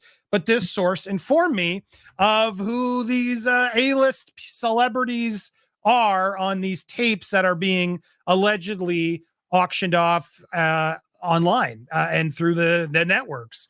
And it's put me in a little bit of a bind because I like to be fully transparent with the audience. I want to say things, but I also realize from what I'm told, because again, I haven't seen them directly yet. I haven't, and I don't know if I want to. Rais, I want your advice on that too. But the problem I have is just like, typically I want to report these things, but I got to be careful legally, ethically, morally as to what we report on here, because as Ariel, the lawyer here, did admit, and I can attest based on the information I got from a separate, reliable source, people in these videos don't know they're being videotaped.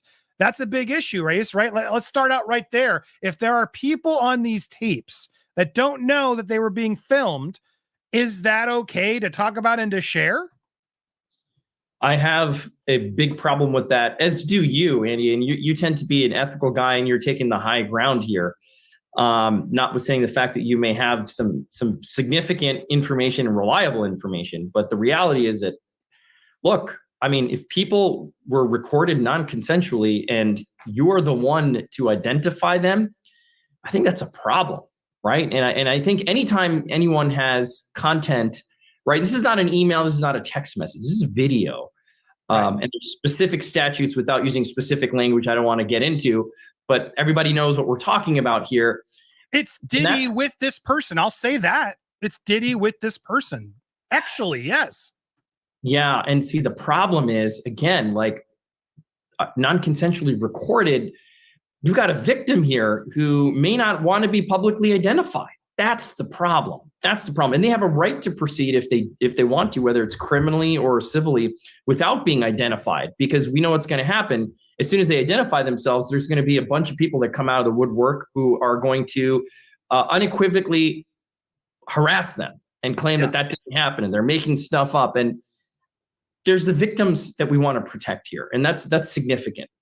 Well, it's interesting because here's why I wanted to have this conversation, because I know a lot of you are like, Andy, just say it. No, I'm not going to say them, but I wanted to have this conversation as to why we're not saying it and why I think others haven't yet said it, raised, because again, legally, ethically, morally, it's just not right. Now, there's an argument I've had with people who are like, well, they knew what they were doing with Diddy. Like these were consensual acts. Like they knew, and he filmed other times. So I don't know what the big deal is. It's going to come out. It's going to come out is what I keep hearing from other reliable sources. It may come out, but it's not going to come out via me. That's just to warn you all, because I don't think it's wise for us to put out something like you just confirmed it without the consent of the other person in the video. Because again, from what I'm gathering based on some of these tapes, and again, we're still learning more and I haven't seen them with my own eyes, there's nothing criminal happening in the tapes, Race. It's just, stuff that I'm sure they haven't publicly admitted to out loud, right? Activities with other, A-listers having activities together is what this is. And again, that's a potentially outing of somebody as well. You know what I mean? There's so many things here that happen in releasing of this private consensual moment that while salaciously everybody wants to know, and people are messaging me all the time, Andy, who's waiting? And it's like, I'm not going to say, because there seem to be way too many things that these people in the tapes, whether consensual, whether they, whatever, didn't agree to put out there. And I would think that's a legal issue too for anybody who puts these out first, no? Yeah, you nailed it. You can't without the consent of the victim. That's the problem. Somebody thinks that somebody has no idea, right? You said, well, didn't they know they're being recorded? No. I mean, in these situations, the assumption is they did not know. And that's what we believe right now is the victims did not know that they were being recorded. If the victim comes out and says, okay, yes, I knew I was recorded, and a statement is provided, that's a different story. But of course, you don't know that. So you, Andy, probably can't be the one to break that ice and be like, well, this is what I heard and this is what I know, and so I'm going to say it. And there's all kinds of hairy legal issues on that, right? With privacy and intrusion on seclusion is what we call it. It's a privacy violation.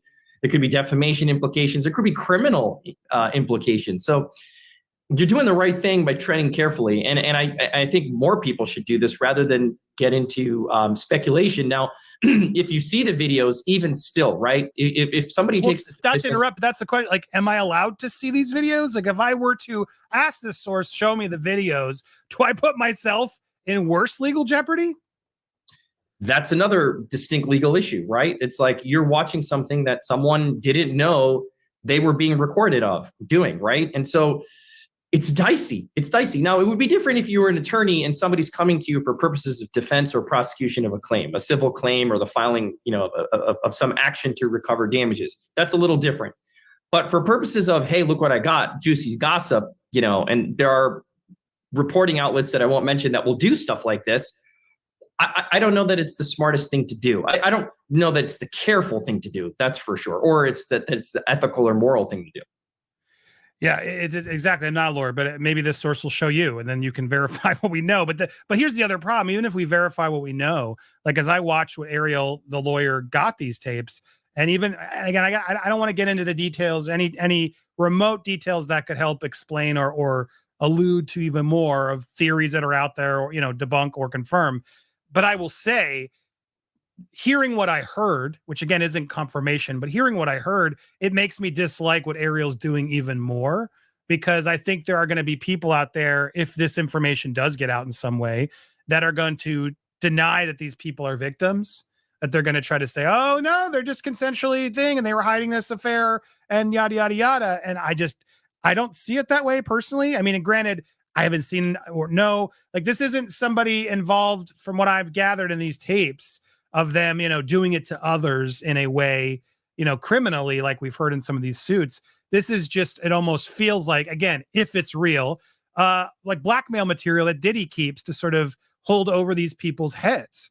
And to me, that's awful to the people in it, whether they agreed or knew or whatever. It still just feels like that's no one's freaking business. And maybe they were doing it for reasons we don't know. Just because we saw it in the tape doesn't mean they weren't feeling pressured in other ways, right? So it's a heavy and complicated thing, but it's not a hard decision to say I can't run with trying to even allude to who these people are. And it sounds like you concur.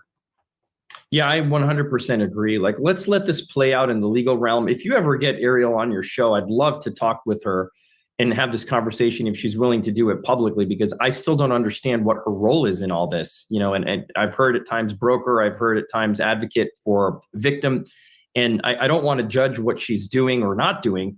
I'd love to just have a conversation about it because I personally don't get it, right? This is a very sensitive thing.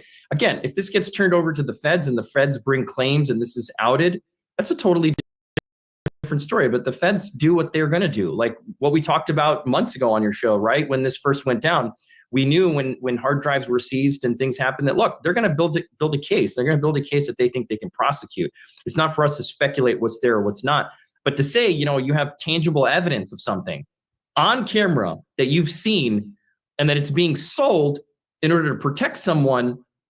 To avoid being publicly named, which is what even the lawyers are now admitting. It all feels really dirty and shady, man. The only person that makes sense that could buy this is the victim, right? If the victim says, I don't want this to come out. Yes, it was consensual, but I don't want it to come out. I didn't know I was being recorded. Give it to that person. Right, I guess, but you're right, because then they can actually own it. Maybe there is a version of this, so that's what Ariel's trying to allude to. You'll own it, and no other network's going to be able to buy it or show it if you own it and haven't given permission. I guess, is that maybe part of what they're trying to do here, in that the celebrity who buys it can actually then control it just from a clearance standpoint?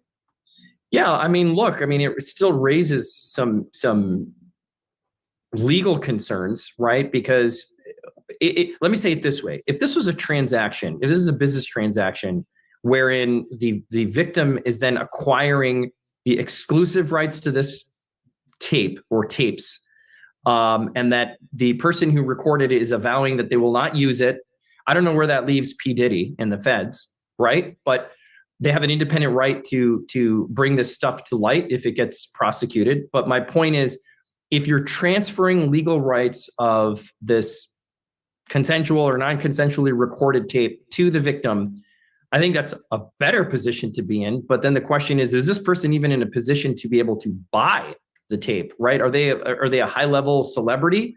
Like, who are they? We can assume that they're celebrities with millions and millions of dollars to expend on something like this. Just raises a lot of questions, right? Indeed. Well, and if my sources are watching, or news sources are, reach out to Beard Lawyer. He can watch on my behalf and report back to whatever needs to be put out there, because it would be fascinating. Or if you just need a good beard lawyer, an internet lawyer, make sure you go over to Beard Lawyer Instagram, follow him over at RM.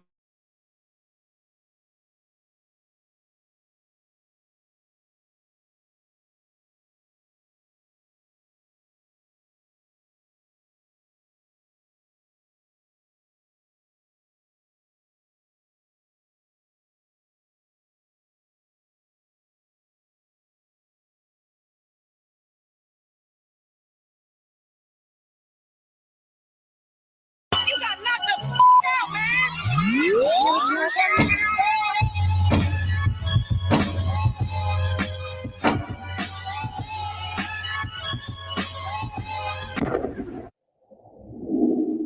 What's going on, y'all? What it is. So let's go ahead and slide on this topic. We're going to talk about Diddy, of course, because he's been hit with 5 more lawsuits, according to attorney Tony Busby, right? Now, there were supposedly celebrities attached to these filings, but they're able to pay their way out. They're settling with the victims, so their names won't be filed in the court documents or mentioned within the case. And I don't think that's fair because I believe that a lot of these predators are YT. So what we're doing here, we're taking down all the black men. Let's just keep it all the way real, right? Now, at the end of the day, I believe that Diddy is supposed to pay for everything that he's done, but I don't think that anybody that's been a predator within the industry or not should get a pass and be able to just settle with the victims financially and then go on about their merry way. Because honestly speaking, I feel that there are certain crimes where alleged victims shouldn't just be able to file a civil lawsuit and be financially compensated. I think that's the easy way out, not only for them, but also for the alleged predator. And this is the thing, y'all. You know, at the end of the day, I feel like the person who's been violated should be compensated, but also the person who violated them should be prosecuted in the court of law. And I also feel that these alleged celebrities that have been involved with the Diddy case, the fact that you're giving them the easy way out with them paying restitution and basically not having their names exposed to the public, you're giving them an opportunity to get smarter, to move smarter in the future. They know that they got to calm down right now. They know that they have to lay low because of this Diddy situation. But in the future, when all of this dies down, you still got people who violate women, men and youngins. Let's not forget the youngins, y'all, that were violated here. But you have these celebrities potentially waiting in the wings to strike again. Now, I also want to discuss Liam Payne because the toxicology report came back. You guys know I did a video a few days back in regards to his passing. He passed away in Argentina. They said that he fell from the third floor of the hotel room. A lot of people feel that he was set up. There was somebody in there that potentially may have pushed him, right? And it all went back to having some type of ties to Diddy. Now, one thing that they found in the toxicology report is that one of the substances that was found in Liam's system is the same substance that has been named throughout Diddy's lawsuits. And also, if you guys can remember, when the feds raided Diddy's home and he went to the airport, there was a guy with him by the name of Brendan Paul, and he was busted for the same thing. Now, Brendan Paul was an ex-basketball player for the University of Syracuse, and he had been branded as being Diddy's mule at the time, but he was caught at the airport with pink flour. And I'm paraphrasing there. And this is the same thing that was found in Liam's system, right? And so what you have now is a lot of people are trying to link the two, meaning Diddy and Liam, based off the fact that they partaked in the same DRUGS. And so maybe Diddy found a way to get to Liam through the DRUG. Now, as for me, I'm not sure if I want to go that far with it, but I won't rule it out because anything's a possibility when you're dealing with Hollywood, right? But I will say that Diddy isn't the only one that was doing pink flour. I mean, just remember, somebody had to introduce it to him, and it was probably somebody YT, if we're going to keep it real, because that's a different form of a high, right? That means that everything else that you've been doing before that doesn't work anymore. So you had to go change the color of the flour to get you where you need to be as far as your high is concerned, because it has to be a stronger additive that was added to turn it pink, right? But anyway, what I want to do right now is play you guys some clips as it pertains to the 5 lawsuits that have been newly filed against Diddy, and also the findings of Liam Payne's toxicology report. And I'll be back to close the video. Diddy just got hit with 5 new lawsuits. So let's go ahead and deep dive each one of these right now. And of course, we are going to start off with one of the most shocking ones. And this is claims from a 13-year-old child at the time of this abuse. This woman filed a lawsuit against Diddy claiming that she was 13 years old when she was drugged and S8 at a house party with Diddy. Back on September 7th in 2000, she was 13 years old and had a friend drop her off at Radio City Music Hall in New York City so she could try to attend the VMAs.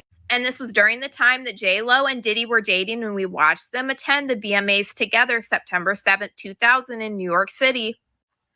This woman claimed that the event started and then everybody started to make their way inside, and she didn't have a ticket, so she remained outside, and she was determined to get into an after party. So she approached several limousine drivers attempting to get into the VMAs. One of the limousine drivers that she approached told her that Diddy was looking for younger girls and this girl would fit what Diddy was looking for, but he was unable to get her into award show, but he invited her to an after party. This woman claimed that the driver told her to return at 9:30 to 10 p.m., promising to take her to the after party, and later that evening she did return ready to go to this after party. She then would arrive about 20 minutes later at a big white house with a gated U-shaped driveway. Once inside, two men asked her to sign a non-closure agreement informing her that she could not discuss what happened at the party, and she gave them her name and signed the form, but she did not receive a copy. She got into the home. She saw a lot of celebrities, widespread use, waitresses carrying trays of drinks, and loud music playing throughout the house, and then she was offered a drink. She claimed that just after one drink, she began to get woozy and lightheaded and needed to lay down. So she was looking for a place to rest when she entered what she believed to be an empty bedroom so she could lay down, and she didn't lock the door. This woman also included a photograph of an example of what Diddy allegedly would use to insert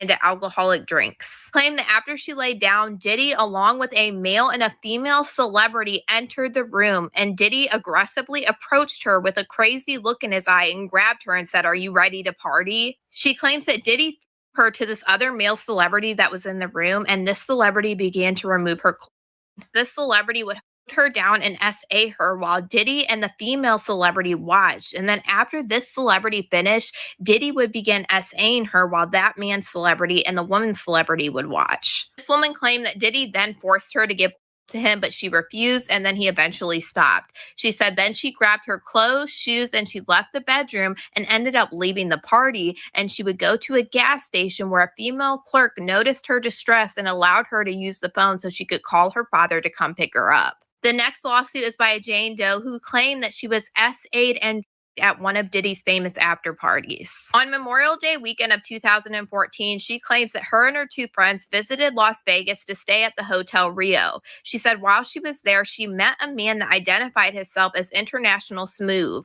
Smooth would invite her to this party and said that her friends were not invited because this was an exclusive celebrity party. Claimed that she looked this man up on Instagram and figured out that he was the promoter for Diddy's parties. She said when she arrived at this party, she met many celebrities, including Mary J. Blige, Lil' Kim, and Nicki Minaj. And she saw more that she didn't meet, but she took pictures and videos with many of these celebrities and posted them to her private Instagram page. This woman then claimed that she was introduced to Diddy, who greeted her and said that he hoped she had a great time at the party, and then eventually the party died down at Club Rehab, and she was invited by Smooth to an after party at Diddy's suite at Planet Hollywood Hotel. She said that once she got to the hotel, she talked to Diddy again, and he told her to help herself to the open bar, and she took photos of Diddy at this hotel room.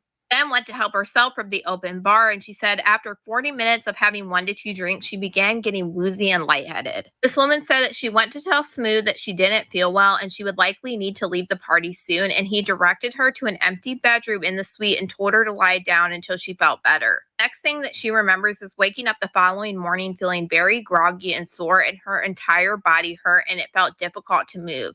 She said as soon as she woke up, she saw that Diddy was in the corner of the room shirtless and yelling loudly with somebody over the phone. She noticed that somebody else had been in the bed with her, and out of fear and confusion, she remained silent about it until Diddy left the room and she heard the front door to the suite close. Then she would get up and she would leave the hotel and go meet back up with her friends and tell them exactly what just happened to her. The next lawsuit is by a man who said that he was SA'd at the Ciroc vodka party in Los Angeles by Diddy. This man claimed back in 2022 during a promotional party for the launch of Diddy's Ciroc vodka drink, he was SA'd by him. He said that he is a businessman and an owner of a family business specializing in renting luxury cars and jewelry, and he has known Diddy throughout previous years. He claimed that Diddy and him had a business relationship for many years, and Diddy would often rent vehicles and jewelry from himself. He said that Diddy personally invited him to the Ciroc party, and he accepted based on him and Diddy's relationship. This man claims once he arrived to the party, he saw many high-profile guests, and he took photographs of Diddy and these other high-profile celebrities sitting on the couch discussing Ciroc business.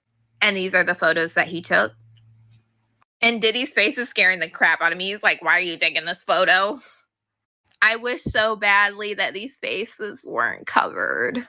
This man claimed that Diddy invited him into his private office, and he thought that they were going to discuss business. However, he realized that Diddy was intoxicated and acting strangely. He said that Diddy would begin moving closer and closer to him, and then he began to remove his penis and expose himself. Then claimed that Diddy grabbed a hold of his areas and began squeezing them in a rough and weird manner. This man claims that the situation began to escalate until a professional athlete that's shown in this picture above entered the office and Diddy stopped what he was doing. This man claims that as soon as this happened, he got out of there and left that party to return home. The next lawsuit is by a man who claims that Diddy and an unnamed celebrity SA'd him at a 2022 award show after party. This man claims that he is a personal trainer and worked with tons of celebrities and notable figures over the years. He trained a fashion designer who told him that she shared his videos and workouts with Diddy and he was interested in meeting him. He then claims that this fashion designer extended an invitation to him for him to attend an exclusive award show after party in Los Angeles hosted by Diddy.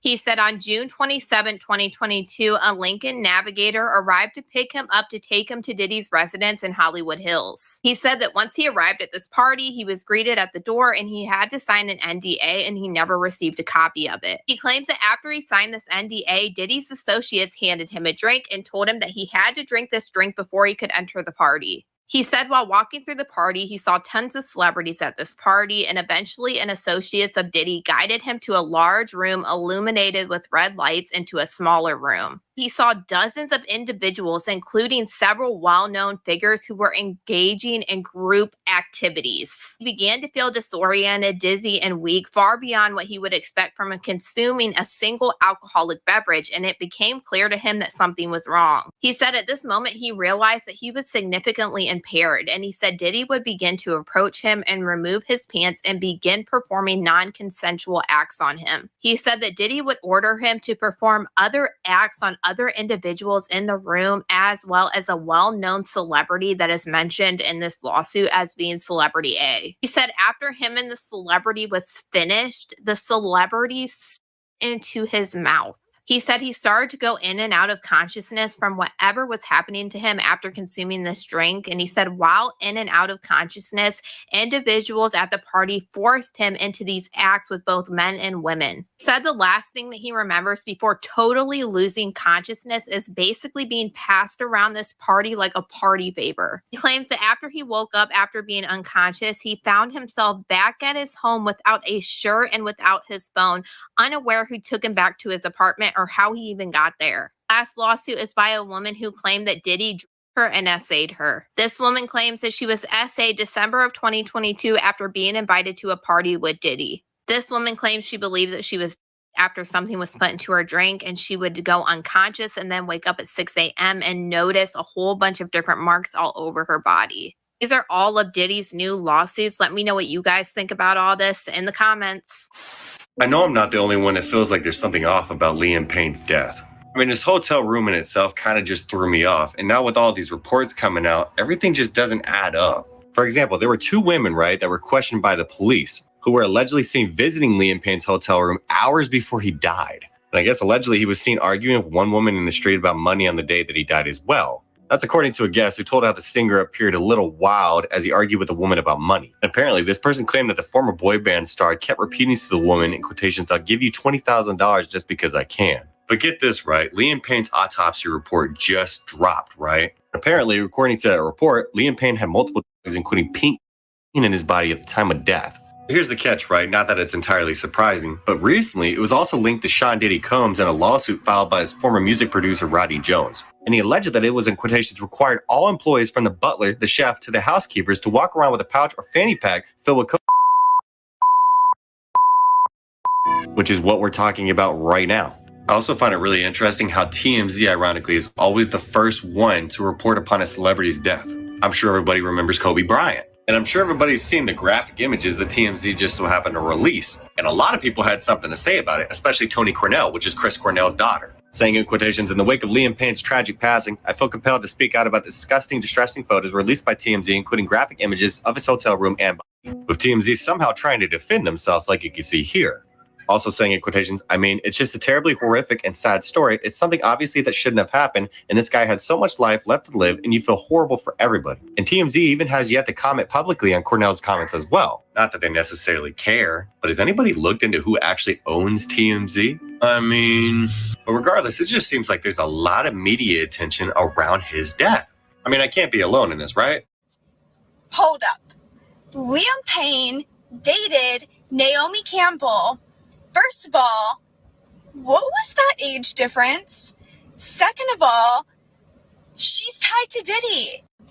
Not to mention, in the autopsy report of Liam Payne, he had that substance in his system, which is the same substance that Diddy not only had in his system, but tried to bring with him to prison.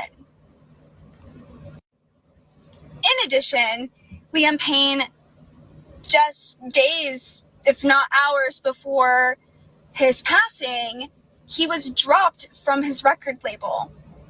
And the president of that record label has been named in the Diddy lawsuit.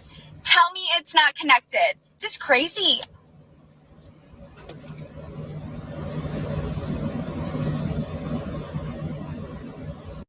All right, so you guys just heard all of that. I want you all to feel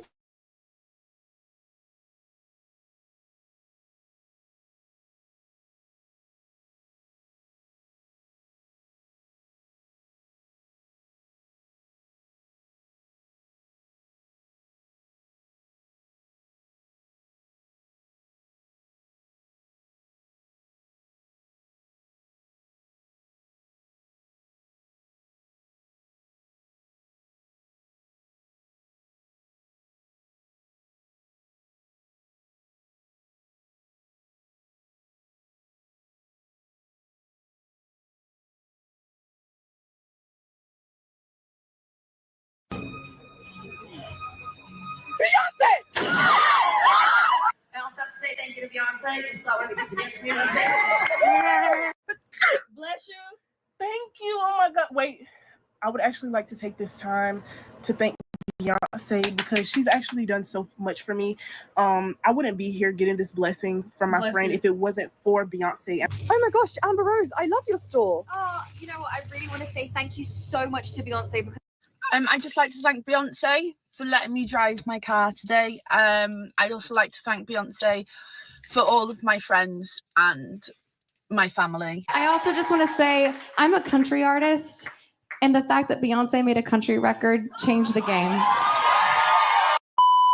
What is up, guys, and welcome back to my channel, or welcome to my channel if you guys are new. Now, I need to go ahead and get on into these like viral Beyonce trends that's currently happening specifically on TikTok. I feel left out. I feel like I don't know what the flip is going on, but what I do know is that I posted a video a couple days ago about SZA. It was a really good video, so definitely go and watch it. It was pretty much about how SZA is actually low-key, high-key, but huge emphasis on the high-key part, toxic. We went to break down some of her lyrics and just get on into the mess because there was lots and lots and lots of it. So definitely go ahead and check out that video. I'll link it down below for you guys if you're interested, as well as, you know, somewhere on the screen. Either way, you know, the comment section on that video was absolutely interesting for me because obviously there's people like replying to the conversation that was about SZA, and then there's people leaving Beyonce comments, and I'm just like, sorry, last time I checked, I didn't mention Beyonce in this video, babes. Bzz, bzz, bzz. Are the Beehive here? Like, what happened? Then I did a 1212 Google search, and I read through a couple of comments and responses to those comments. I was like, oh, this is something that I don't know about. Like, this is like a trend that I'm just not aware of, but I'm just, till this day, I don't have a single clue how it started. So I thought, you know what, let's go ahead and read this article, which is going to go ahead and help me and maybe some of you guys watching at home know more about this trend. I was just confused, like, why am I seeing a bunch of Beyonce comments like thank Beyonce? I'm like, wait, did Beyonce make SZA? Did she carry SZA for 9 months? Like, girl, I'm like, I genuinely was trying to do the math, and trust me, that day I was already pissed off as it is. I had things going on in my life, so like reading the comments, I'm like, sorry, what? I have to calculate something else in my life, babes. What?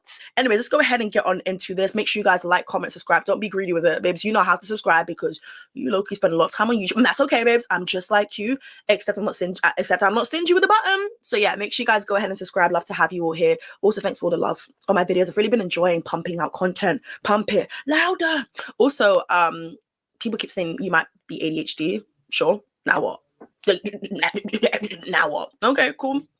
Great.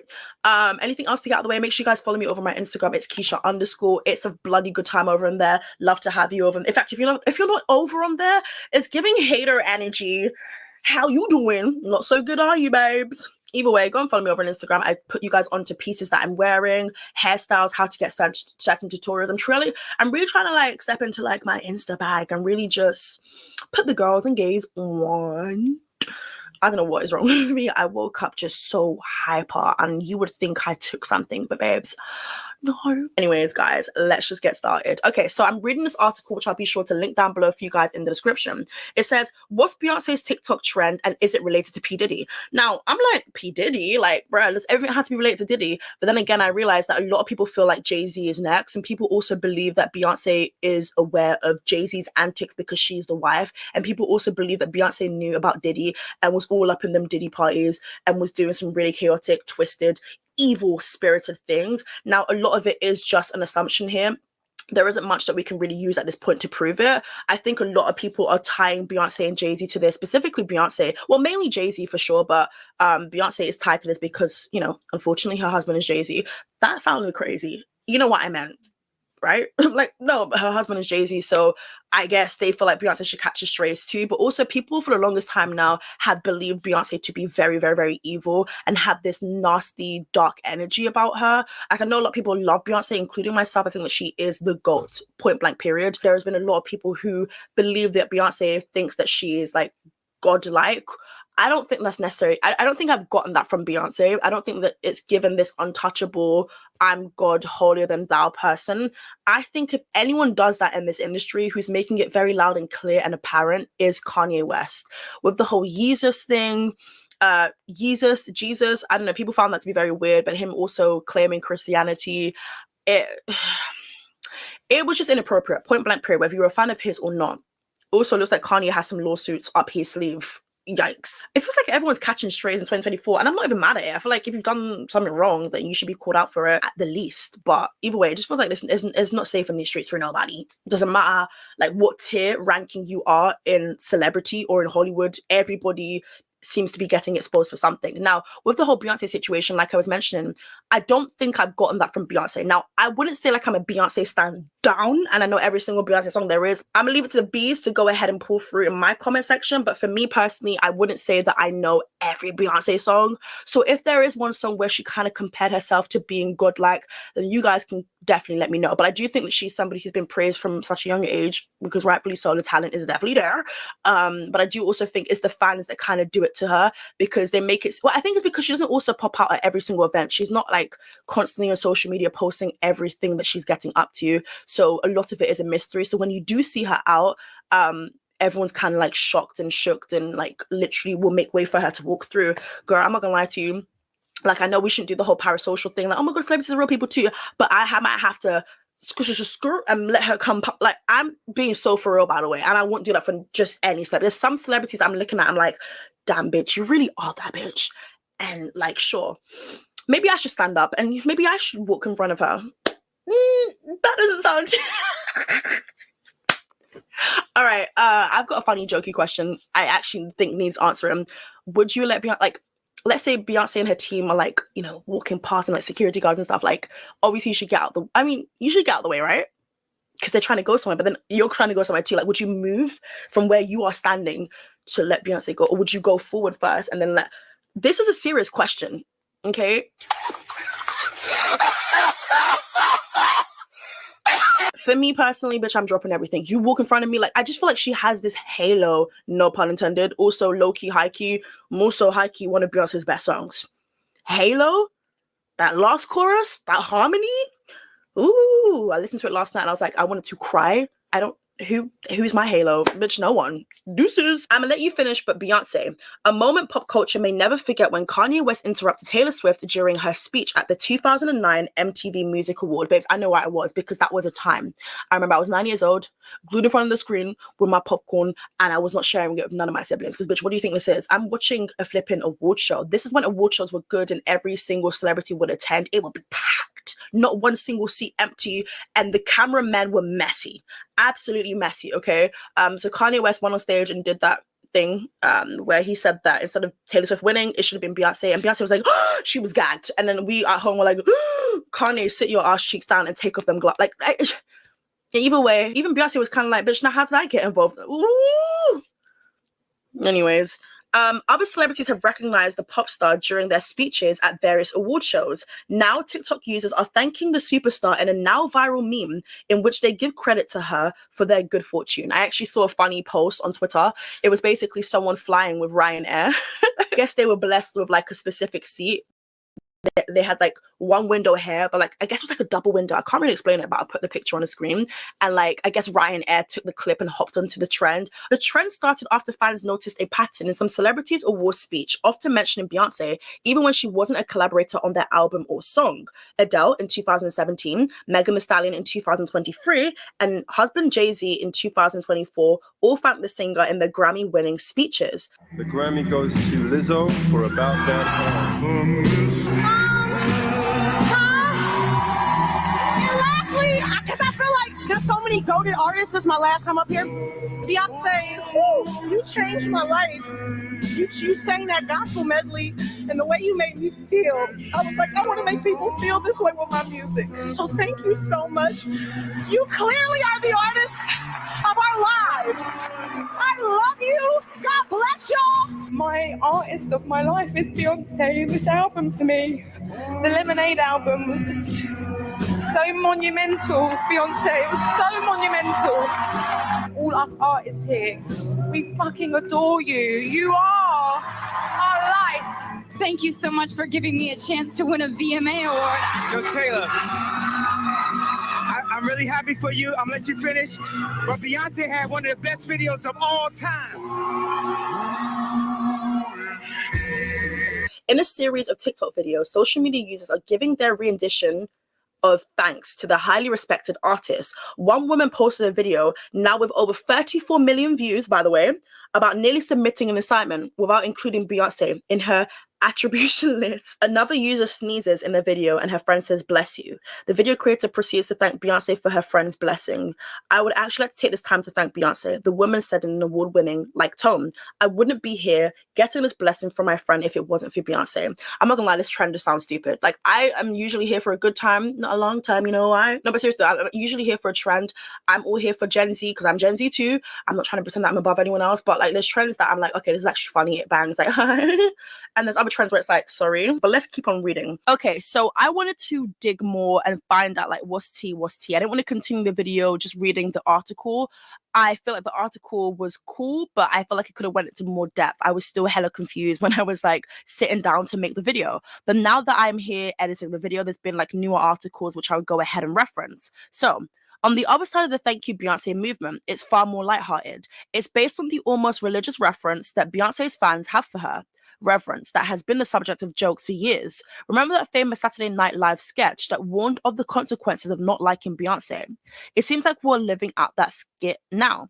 Except instead of being dragged for not loving her music, we're required to thank her for any small wins in life. Forgetting to thank Beyonce could supposedly curse you. One viral TikTok shows a user captioning, "When I fall asleep without thanking Beyonce for my day," followed by a clip of Beyonce haunting them. Another clip shows someone typing an email, realizing in horror they've nearly sent it without thanking her, and quickly adding a closing line, "I'd like to thank Beyonce." So if you're ever feeling grateful, remember to thank Beyonce just in case. Now, people have used it in relation to the industry, and people believe the reason why celebrities are thanking or mentioning Beyonce every opportunity they get, even if it has nothing to do with Beyonce, is because they also believe that Beyonce has some dirt on them, knows where they live.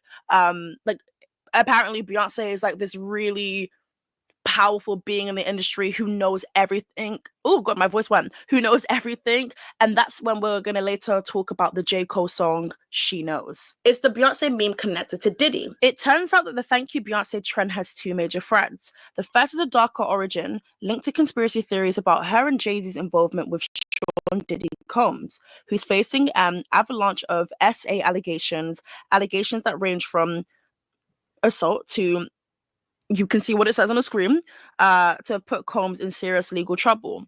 The case exploded when Cassie Ventura filed a lawsuit against him alleging horrific abuse, and it's only escalated since. While there's no evidence linking Beyonce and Jay-Z to these claims, the conspiracy lovers' corners of the internet have nevertheless created connections fueling this odd meme. Again, that's all alleged. I think that a lot of people are really stressing this point. I mean, listen, people are going to do their conspiracies no matter whether we tell them to stop or not, right? At the end of the day, each of their own. You have an account, you do whatever it is you want to do on there. But I do think we have to reiterate the whole alleged part. And I think a lot of people are also thinking that Beyonce and Jay-Z have ties to this whole Diddy thing because obviously Jaguar Wright went on a Piers Morgan, what do we call that? YouTube video? podcast. I don't know who. And listen, the thing is, Piers Morgan, like the guy or not, is supposed to be a journalist. Does he always follow journalism protocol? No. And this was not the time, because I feel like he should have done his research more. I think he should have also realized that I probably shouldn't put someone like Jaguar Wright on my platform. I probably don't think that's the time to be doing it now. Like, let's wait to see whether Beyonce and Jay-Z actually get mentioned, because we know there's going to be some high profile celebrities.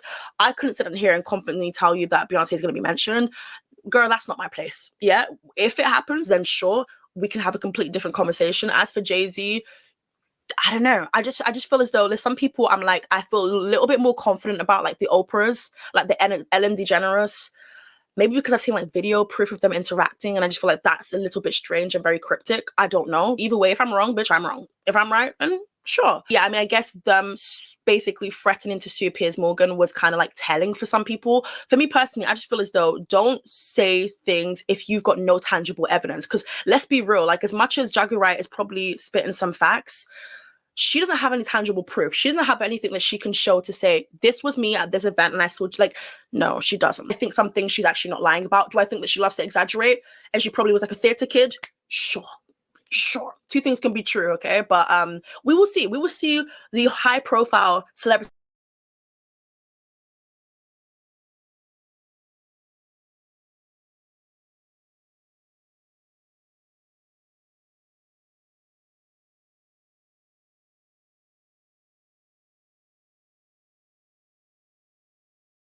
In our investigation into whether Beyonce is a witch, we still kind of came up empty-handed, which led us to another little piece of evidence. Boom. And that is the head Serbian BIC, Marina Abramović. Abramović. Now, this is not to be confused with another witch on this channel. Lima Abramović, I know the likelihood for confusion is uncanny, and Lima's mother's accent sounds uncannily similar. I'm talking, I could close my eyes, I wouldn't know who was talking. Is this not going to go public? My email become public. That's interesting to me. Anyway, Marina Abramović alleges to be a so-called performance artist. And honestly, she may very well be, but it ain't no performance I ever want to go to or see or be around or experience in any way for any reason. It looks depraved. I'll just leave it at that. I rebuke. Thus for entertainment, education purposes only. It's nasty. I hate watching her stuff. She's disgusting. She disgusts me. She is a grotesque and detestable individual. But anyway, so Marina has been prominently featured in at least one Jay-Z music video, and it is cringe and embarrassing AF. Like, I legit almost felt secondhand embarrassed for Jay-Z. Then I came to my senses, but poor thing, bless his heart, Marina is literally laughing right in his face. But that's not the only time he's been seen hanging out with her and, you know, their little crew that they hang out with. And I know y'all want me to do a whole entire video investigation on this lady, but I honestly cannot look at her face or hear her voice or look at her depraved and detestable and grotesque. I'm not calling it art. Sorry. Work product. I can't look at it for longer than a few minutes. So I don't know if I'm gonna be able to do a whole investigation on her. She's deplorable. Anyway, apparently she's like good friends with like Hillary Clinton. That's, I think, what I wanted to, how it's like confirmed that Hillary did actually go. No, you've been accused essentially of doing black magic in order to help Hillary Clinton. I mean, that's kind of where we are with this. Creating spirit cooking dinner with the king blood, basically. Right. Okay, this is how insanity of this election is. It's just incredible. So I have to just tell you, first of all, what is happening now. My email become public. I have to change my email. I have to change my telephone. My all credit cards are blocked. I can't take any money out. It's incredible because everything been hacked. So what happened is that I give context to the public. You know, I have my art institute called Abramovich Marina Institute for Long Duration Performance Art. So I've been raising the money through Kickstarter. Tony Podesta, who is the brother of John Podesta, who is Hillary Clinton's campaign manager. Exactly. He is my collector since more than 30 years of my work and friend. So he helped with donating some money to this institute, like many other people, 4,500 people to tell you. And then I had rewards, and some rewards is the dinner with me. So I invite 10 people for this dinner and call Spirit Cooking, because Spirit Cooking is my work since I do it since 90s. And it is actually poetry.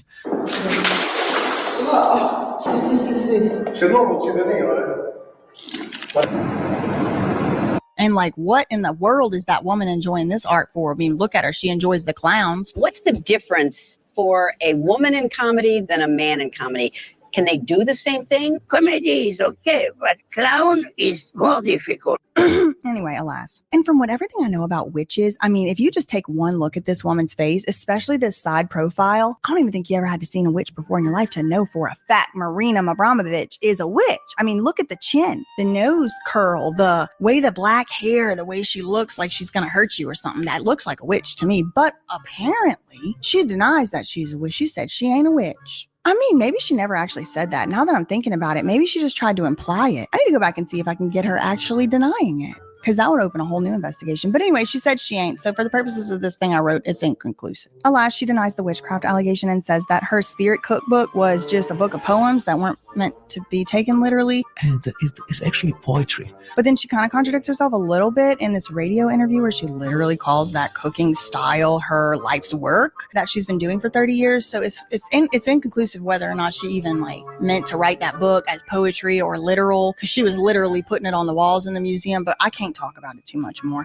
Anyway, it's hard to say whether her association with Jay-Z makes Beyonce a witch by association. That's basically the conclusion there. But it certainly puts Jay-Z and Beyonce one additional connection point away from the most powerful politicians in this country, because Marina is a very politically connected individual. We have a whole side note podcast episode thing coming out on that later. Hot sauce. Really? Yeah. So we'll get into that later. But this kind of makes me question some of the other allegations in the various lawsuits about how maybe the police and the government and everybody is involved in some of the scheme, because I mean, it's not hard to imagine that they could have those connections. I don't know. Inconclusive, y'all. Innocent until proven guilty. But I know what a lot of y'all are thinking. You're probably thinking something along the lines of this guy's comment, that these celebrities are victims of deranged and unhinged schizophrenic lunatics. This guy had put this comment up talking about this is a textbook example of the schizophrenia or something like that. And that's what they said about Amanda Rabb. But then when you look into her allegations, supposedly so schizophrenic, it was like she was being followed and used as an experiment. And I mean, she did say some other stuff, like she was cloned. But I don't know, some of those, it's kind of like this. Some of the allegations were serious and sincere. It wasn't like, are we supposed to not believe anything she says? That's what they want you to do. In the current popular opinion, and even of many judges, we live in a time where if someone has a diagnosis of a certain mental illness, especially schizophrenia, then the general consensus in polite society is to essentially disregard any and everything that person ever says. It's basically encouraged to not believe a single word out of a schizophrenic person's mouth. And I don't know how we got there exactly, because I don't believe any mental health diagnosis should make you discount every word that comes out of someone's mouth. I mean, I guess unless the mental health diagnosis is pathological liar, but even still, I mean, I digress. What I find miraculous and convenient is that any time someone alleges they are being stalked, harassed, or experimented on by the government, they are assumed to be schizophrenic. In fact, it's one of the symptoms of schizophrenia that you think the government is stalking you. It's like a textbook, like this guy said, textbook. By no means am I a doctor, and I don't even play one on YouTube. Please go and seek out your own medical help. It ain't coming from me. All right, with your doctor. But hear me out. Isn't it convenient for the powers that be that there's a whole entire diagnosis that the symptoms for which include specifically the afflicted person believes they're being monitored, stalked, or harassed with technology by the government or by anybody? And there's a very limited set of circumstances that allows the government to take away our rights without due process. And one of those circumstances is if a person has schizophrenia. Really think about it. A symptom of schizophrenia is thinking the government or Beyonce or whoever famous person is stalking you or experimenting on you. And schizophrenia is one of the few reasons the government can take you against your will into forced psychiatric incarceration, where they can medicate you, drug you, keep you. Hey everybody, today I'm going to talk with you about patient rights during a 5150. Actually, I'll rearrange the statements as a question. I think that's going to drive the point home a little bit better. Let me ask you this. Let's travel over to the hypothetical dimension, somewhere else, not here. We don't live there, somewhere else, just for a few seconds. Let's say we're in a reality where Beyonce and Jay-Z are serial stalker witchcraft practitioners who are abusing people and stealing their IP and killing their kittens with witchcraft and magic or anything else, poison. In that dimension over there, where do these purported victims go for help, justice? Because the allegation that Beyonce or Jay-Z could possibly be involved in this type of activity is dismissed outright by federal judges as delusional without ever hearing or seeing any evidence. Sua sponte on their own, without anybody responding, they just said, no, it's delusional. I don't know, it's just things to think about. But then there's all these alternative allegations that no. Beyonce is not a mastermind extreme witch. On the contrary. En contraire. She is a victim herself and she is trapped in her own basement or something. I'll insert here some clips from the more conspiratorial side of the social media, and I'll let you know what the girlies and everybody else been saying about all that. Hopefully we don't have to start a free Beyonce movement anytime soon. There's been a lot of speculation lately that Jay-Z is holding Beyonce hostage in their marriage and giving her illegal substances to keep her under control. Many fans have also noticed that Beyonce completely lost her spark ever since Jay got exposed for cheating, and they're saying it's truly terrifying how hypnotized and dazed Beyonce looks these days.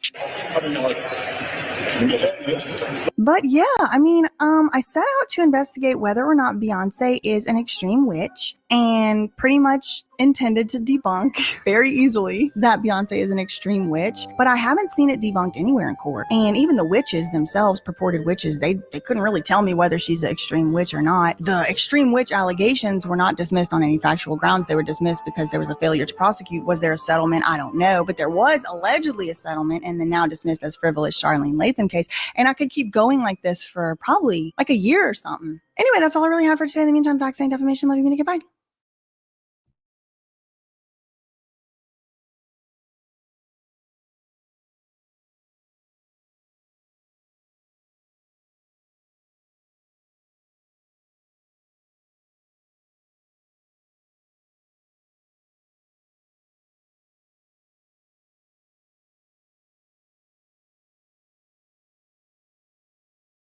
I hope Michelle's.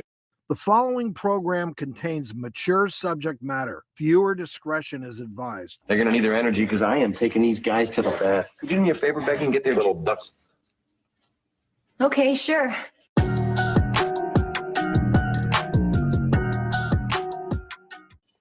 Be right back. Thanks. Hey, Michelle. Somebody really was a little better than you, then you just got accepted. Bob Saget. The Jewish P, Diddy. 16 men on a dead man's chest. Yo ho ho and a bottle of. Danny? Come in. Come in. Oh, sorry. No, hey, Becky, it's okay. I've got a suit on. Mickey and Alex and I were just finishing up their bath. So the woman walked in the bathroom and was about to walk out the bathroom until the guy said, "Don't worry, I got a suit on." What kind of madness is this? How is this even funny? It's no problem. Danny? Actually, it is a problem. Sound and logical.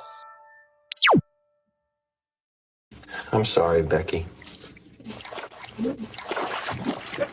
I miss having babies around. Why should we pick Bob Saget, who raped and killed a girl in 1990? Well, first of all, it's not true. It's not true that Bob Saget raped and killed a girl in 1990. How do you make an ass hurt? The Olsen twins say, well, Bob Saget hands you a chocolate milk that he just made, and you wake up 3 hours later lying on your stomach. What a tough gig that must have been, huh? His entire job consisted of saying, "Take a look at this," which is what he used to say to Mary-Kate Olsen in her dressing room. It gets worse. I can't believe that this stand-up routine hasn't been flagged by authorities to be investigated. What's also quite interesting is how Bob Saget died. He allegedly fell and slipped, but his head injury looked like he had been beaten with a baseball bat.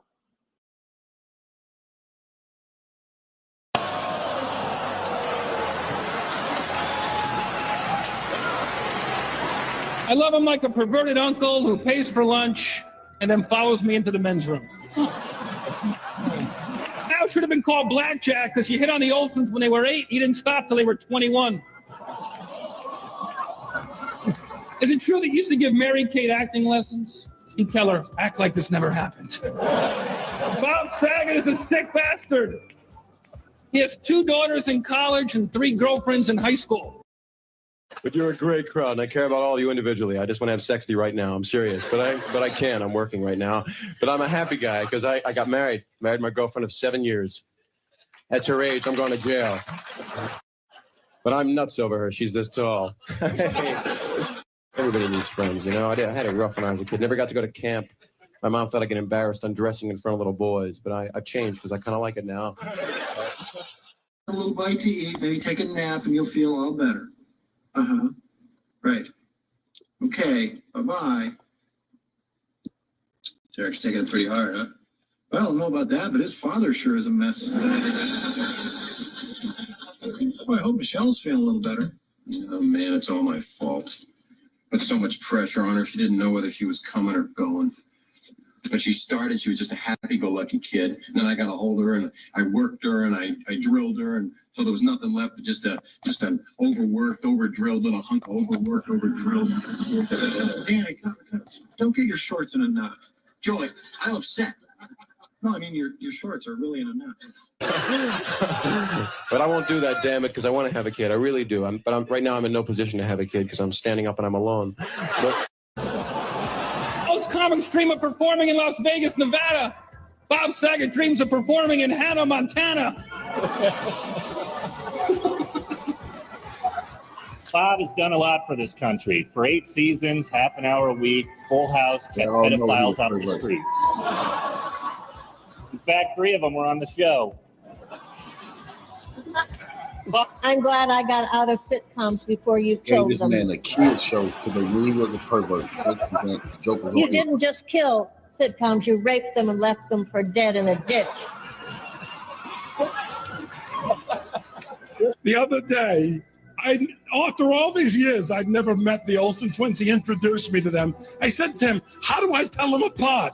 He says, Ashley Swallows.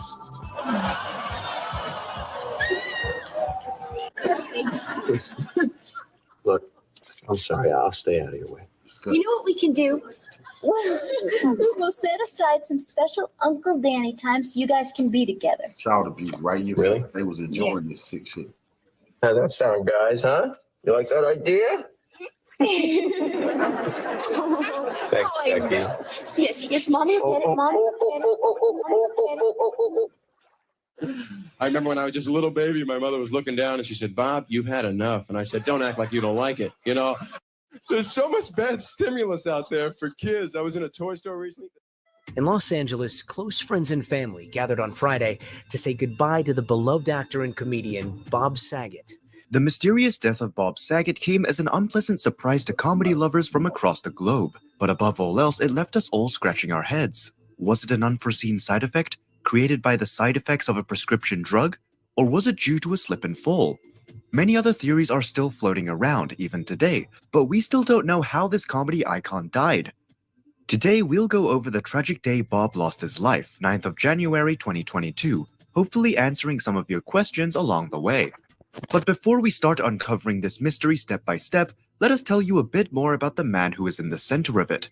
Bob Saget was a versatile entertainer known for his roles in comedy, acting, and hosting. Born on May 17, 1956 in Philadelphia, Pennsylvania, he pursued his passion for comedy from an early age.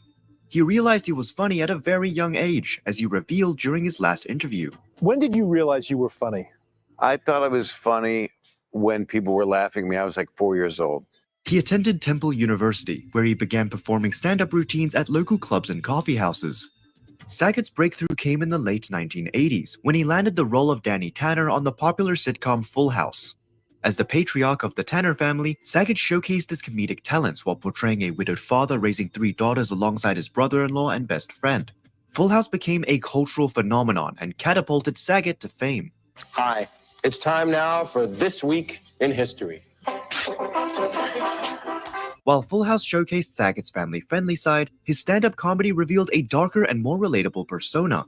Saget's stand-up routines often tackled topics considered taboo, showcasing his sharp wit and fearless approach to comedy. His ability to switch between a wholesome TV dad and an edgy comedian demonstrated his ability and talent not only as a performer but as a comedian as well. In addition to his work on Full House, Saget hosted the long-running television show America's Funniest Home Videos from 1989 to 1997.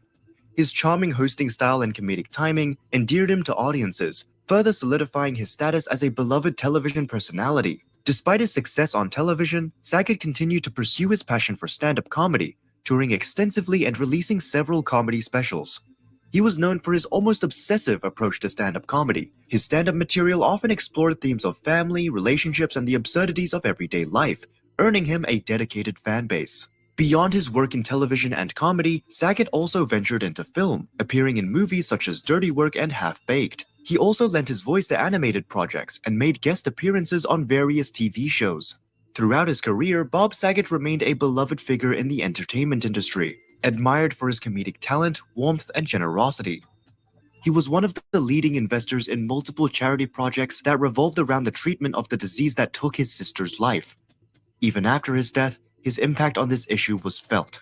And in his honor, donations are pouring into his favorite charity, the Scleroderma Research Foundation. What a man he was, right? Well, let's not go back to the fateful day, the day Bob Saget left this world. This is 911. 4012 Central Florida Parkway at the Ritz. I have paramedics on the way. On January 9th, 2022, the Full House star was found dead at the age of 65 in his hotel room at the Ritz-Carlton Orlando Grande Lakes in Florida. While it was later discovered that Saget had suffered blunt head trauma following an unwitnessed fall, the mystery surrounding that trauma was never truly uncovered. No one could have seen this coming. In the days leading up to his death, Saget was in the midst of his I Don't Do Negative comedy tour and was in good spirits. Before we continue the story, we would like to ask you to show us your support. Make sure to like this video and subscribe to our channel. Let's continue now with the story that is the last moments of Bob Saget's life. During his stay in Orlando, people who interacted with him said that Saget was very friendly with staff and fellow guests, saying that he was happy to take selfies with whoever asked. Even the valet who asked to take a photo with him, even though it was around 2 a.m. after a very busy day, reported that Saget happily posed for a selfie with him. Unfortunately, that was one of the last selfies taken by the comedian. 2 hours after that, Bob Saget perished. The presumed time of death was around 4 a.m. on the morning of January 9th, 2022, although his body was not discovered until later that afternoon. The autopsy revealed fractures to the back of his head and around his eyes, indicating a backward fall. Additionally, Saget had posterior scalp abrasions, subgaleal hemorrhage, and other injuries consistent with a fall. However, there was no conclusive evidence in his room to determine how he obtained his fatal head injury. The autopsy also noted that nothing was located in Saget's room, which allows for a definitive conclusion to be made on how he could have obtained his fatal head injury. According to the report, most of the suite was carpeted, and the headboard of the bed was slightly padded and set slightly out from the wall. No blood was found anywhere on the floor, or anywhere in the suite. Due to this reasoning, speculation arose that Saget may have lost consciousness in the bathroom and fallen backward onto the marble floor. The impact surely caused his lost consciousness, but it's speculated that he woke up shortly after, dazed and confused. He then stumbled into bed, where he ultimately passed away. Saget's COVID-19 positive status and the presence of clonazepam, a prescription drug, was found in his system. This was also noted in the autopsy, along with underlying health issues. Cardiomegaly, more commonly known as an enlarged heart, coronary artery atherosclerosis, known as damage or disease in the heart's major blood vessels, and aortic atherosclerosis, a plaque buildup inside the wall of the aorta. This caused the rabbit hole to go even deeper, raising multiple speculations to what exactly might have been the reason for Bob Saget's fall that ultimately caused his unfortunate demise. The suspicion of a murder taking place was taken out of the equation early on. According to investigators' report, Bob Saget's room was orderly. His belongings were spread out across the nightstand, TV stand, in the closet, and in the bathroom. There were no signs of foul play, and he was found in the bed. But even with this in mind, the situation was still unclear. One thing is for sure, Saget was feeling good.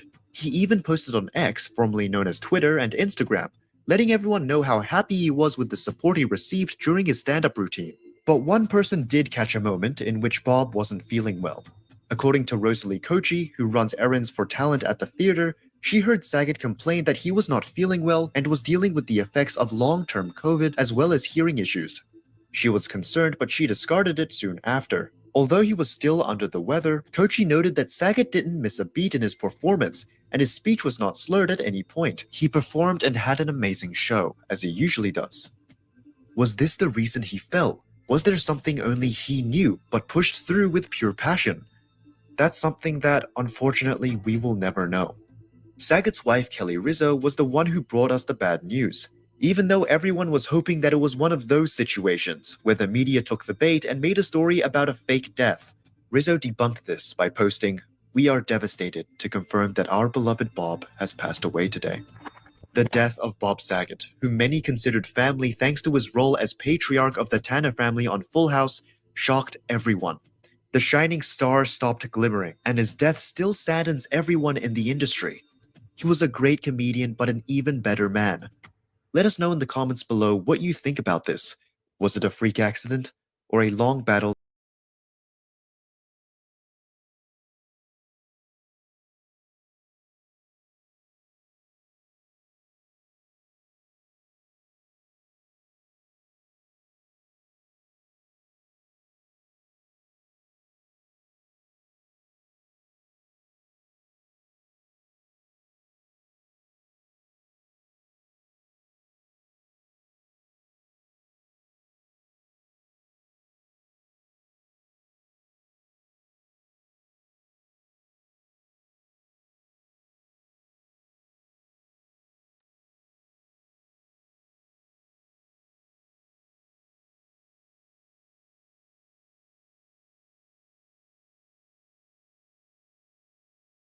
Someone always learns from someone.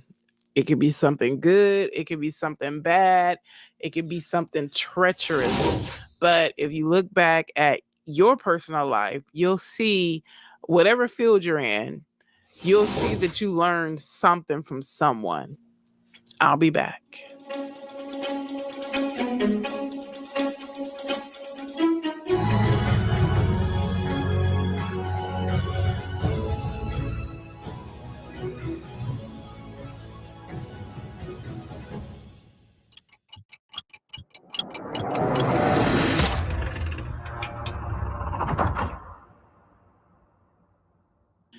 I've said it in a few other videos. I think I did a couple of videos about Diddy. But I said, and I'm going to continue to say that Diddy is not the only one. And everyone needs to be accountable. It's like all our attention is focused primarily on Diddy. In all fairness, you have to ask, where did he get this from? Where did he get this unseen license to run havoc throughout this industry without any accountability? He got it from someone. Someone gave him, or multiple people gave him, the ability to do the things he's done for over 30 years. Now, someone who's done the things that Diddy has done since he began his career to this point, he had to have been given the okay by someone, spoken or unspoken.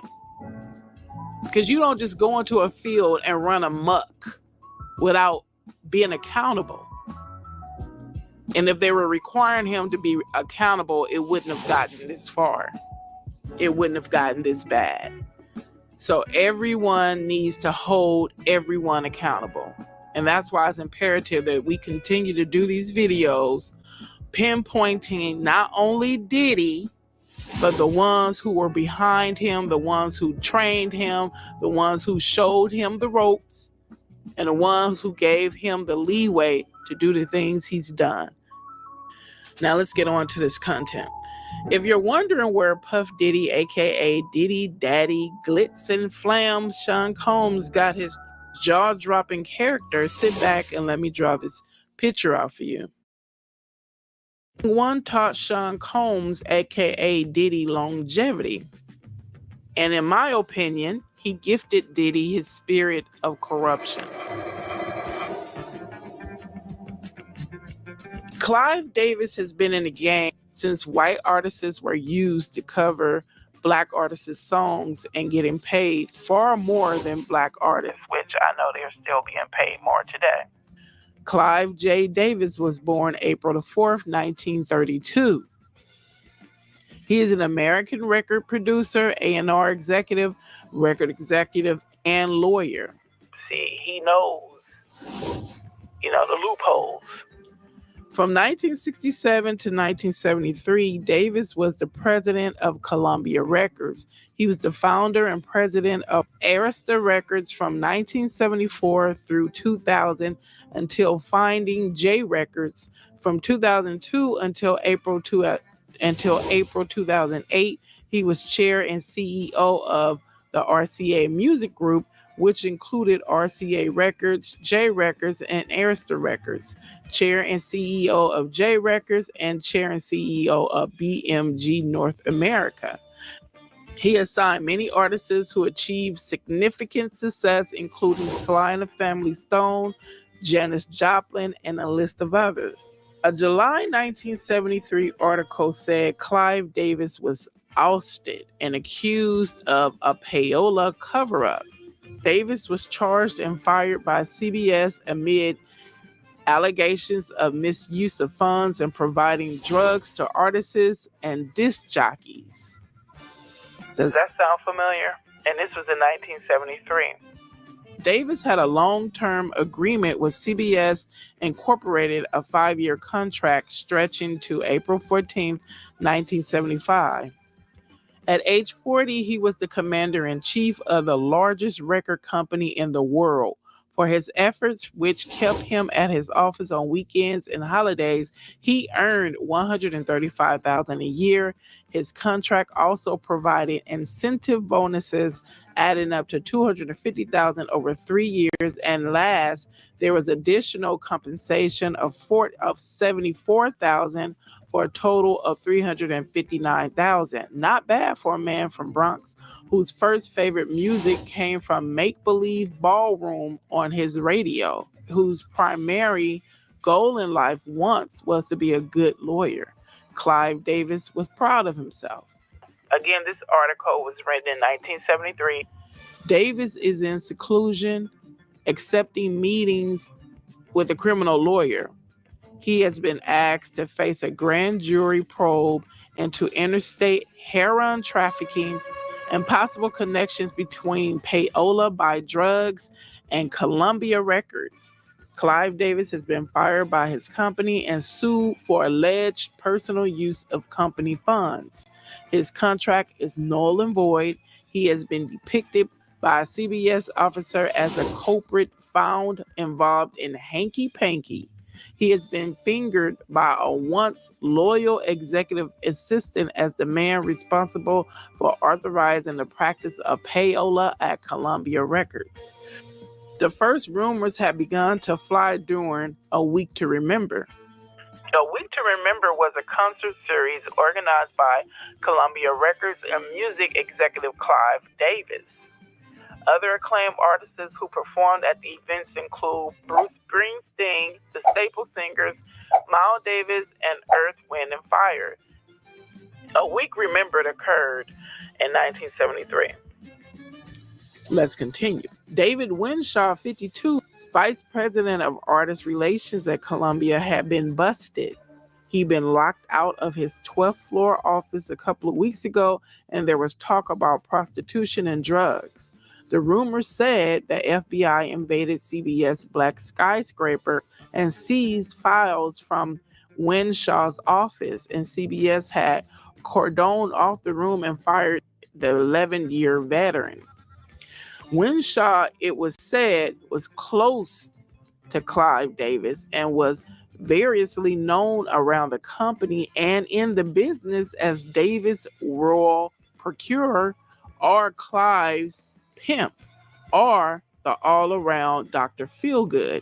He had been moved over to special projects and took care of conventions, providing any necessary entertainment for Columbia executives and favorite guests.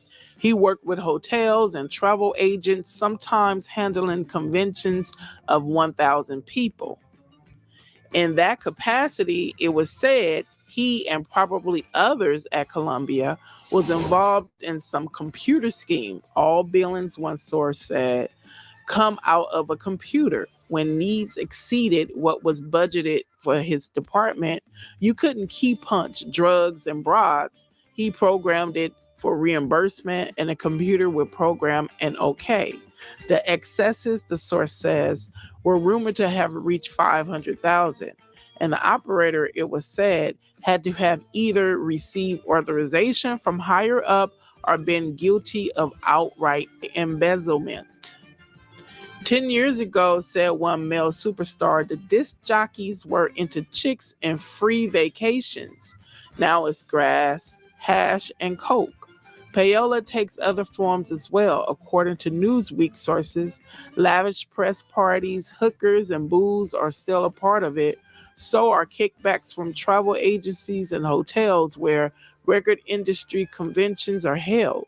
Thousands of free record albums may go to some disc jockeys who own record shops on the side, a practice particularly prevalent at Black rhythm and blues stations where salaries are low. These DJs in turn plug the albums on the air. In San Francisco, there is a reputed shoot shop where disc jockeys order as many as 5 suits at a time, and record companies will pick up the tab. In more subtle forms of payola, says Newsweek sources, some record companies are now even buying airtime at big record stores, paying to have their albums played while customers browse through the racks. When rumors arose last year, this was again in 1973, around 1973, I believe, 1974, that drugs were being used as payola, Stanley Gortikov, president of the Recording Industry Association of America, issued a stern warning. These reports, if true, he said, mirror a reprehensible condition for all of us, both commercially and morally. Some record executives think the business is due for a house cleaning. I think it's time it happened, says an executive at A&M Records. The record industry is in the process of becoming as excessive and fat as the picture business was in the 1950s. If this thing shakes up the industry and changes it for the better, that's terrific. A San Francisco music business attorney summed it up another way. I think you're going to see an awful lot of record promotion guys walking around with coats, ties, and briefcases from now on.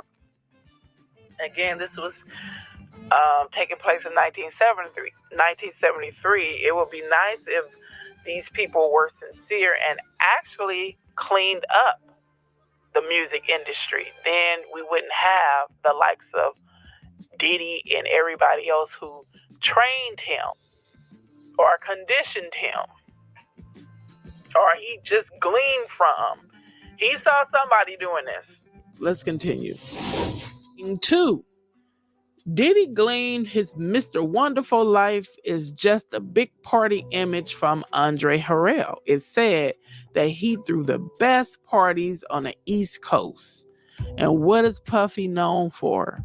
It said that Puffy was known for his party promotions. Told you he learned it from somebody. Did you know that Harrell was actually an MC before he became the highly influential record company owner of Uptown Records? And who do we know did the same? Diddy. He was a rapper before he was rapping. No, he was dancing before he became a record label owner. And then he, began rapping. Let's continue. He and his childhood friend Alonzo Brown made up the rap duo Dr. Jekyll and Mr. Hyde. Andre was Dr. Jekyll and Brown was Mr. Hyde. Producer and record executive Andre Harrell was born September 26, 1960 in Bronx, New York. Harrell attended Eastern Academy and Junior High School 1-2-3. After graduating from Charles Evans Hughes High School in 1978, Harrell attended Baruch College. He later transferred to Lehman College, where he majored in communications and business management. Young Andre was 1/3 of the Harlem World crew, along with Alonzo Brown and the late DJ Ronnie Green, who also recorded under the name Captain Rock. Alonzo told the foundation that he met Andre when they were students at Charles Evan Hughes High School in Manhattan. Their mutual love of music, rap music, specifically strengthened their friendship and led to them forming a group and performing at various community centers in Harlem's Clinton projects after rhyming in the staircases at school. Although Harrell had connections in the Bronx, he hung out more in Harlem after meeting Alonzo. Jekyll and Hyde, Andre's and Alonzo's rap names, made recordings that were financed by Harlem World's Fat Jack on Taster and Rojak Records. Their first record was Rappers Convention, released under the name Harlem World Crew. It was an up-tempo song based musically on Hooked on Your Love by Fantastic Aleems of NIA Records fame. The image of Dr. Jekyll and Mr. Hyde possibly held them back with the more hardcore elements of the rap audience, but if dressing for the job that you want, not the one that you have, had spokespersons, then Alonzo and Andre would have had the gig. Where their contemporaries wore tracksuits, sneakers, and rope chains, Jekyll and Hyde wore dress suits and hard-bottom dress shoes.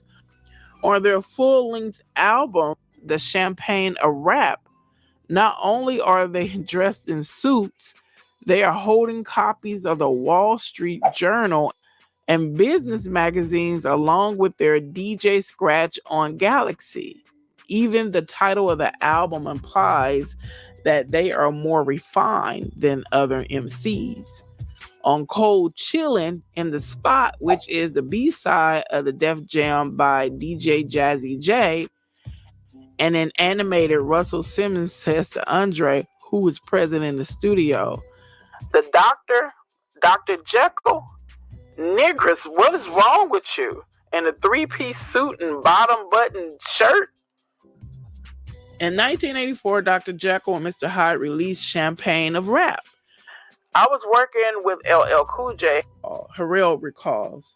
"I was talking to him, getting his head together. I told him how dope my record was and how whack his was. LL sold 700,000, mine sold 7,000. I said, it's time for me to switch my game up. Time for me to shine behind the scenes." Maybe they should have changed their rap names for real.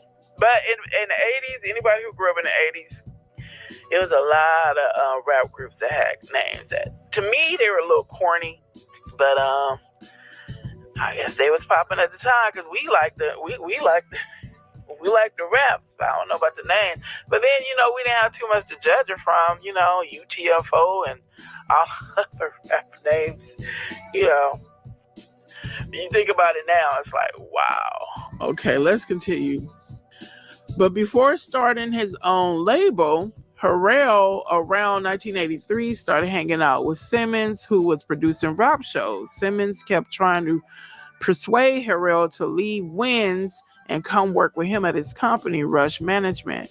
"We got snowed in visiting two girls in Stony Brook, Long Island," recalls Harrell. "We went out on Saturday and on Monday it was still bad snow. I could have drove in, but I didn't want to. I didn't want to work there anymore, so I started working for Russell for $200 a week." Harrell worked for the company's marquee acts, including Run DMC and LL Cool J, among others. Simmons himself, a legendary record executive, was also co-founder of the iconic rap label Def Jam Recordings. Harrell quickly rose to become Def Jam's vice president and GM.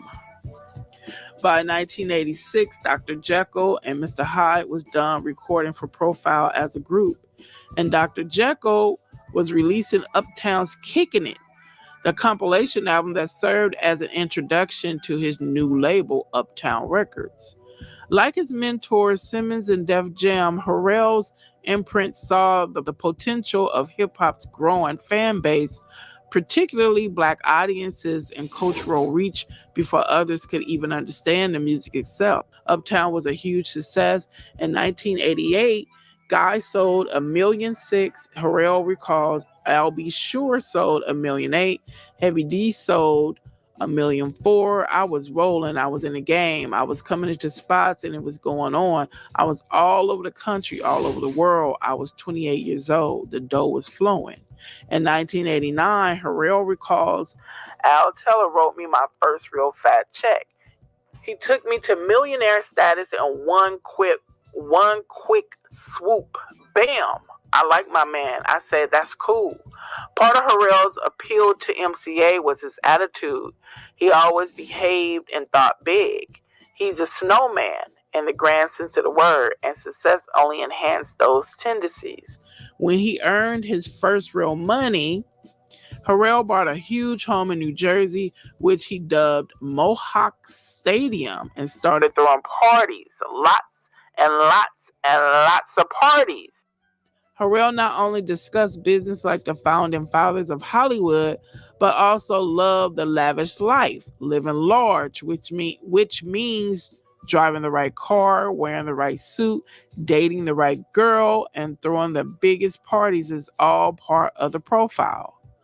Understatement is not a virtue. The bigger the better rules the day. Harrell, who is known as the premier party giver on the East Coast, they don't know how to throw a party out here. It was an ongoing scene with a certain attitude. This generation was not going to be encumbered by limitations that have hampered blacks in the past. Harrell and his cronies, like the Jews that created Hollywood, had an innate sense of destiny of what they could accomplish. In 1982, Harrell secured a multi-million-dollar multimedia deal with MCA. The contract helped the executive span into film and TV. He executive produced the hit Fox TV show New York Undercover and produced the 1991 comedy Strictly Business, with Harrell subsequently rebranding the company as Uptown Enterprises.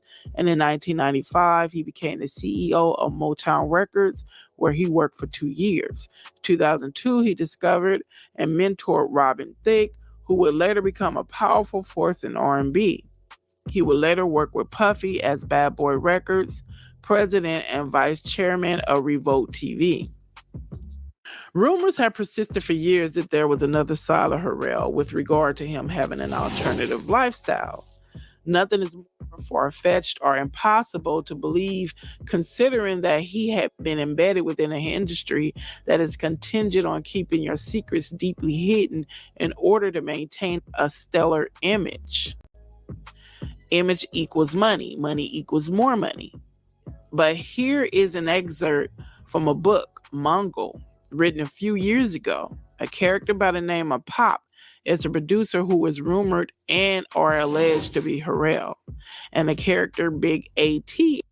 is rumored or and alleged to be Diddy. Here's an excerpt. I'm going to censor the more adult words.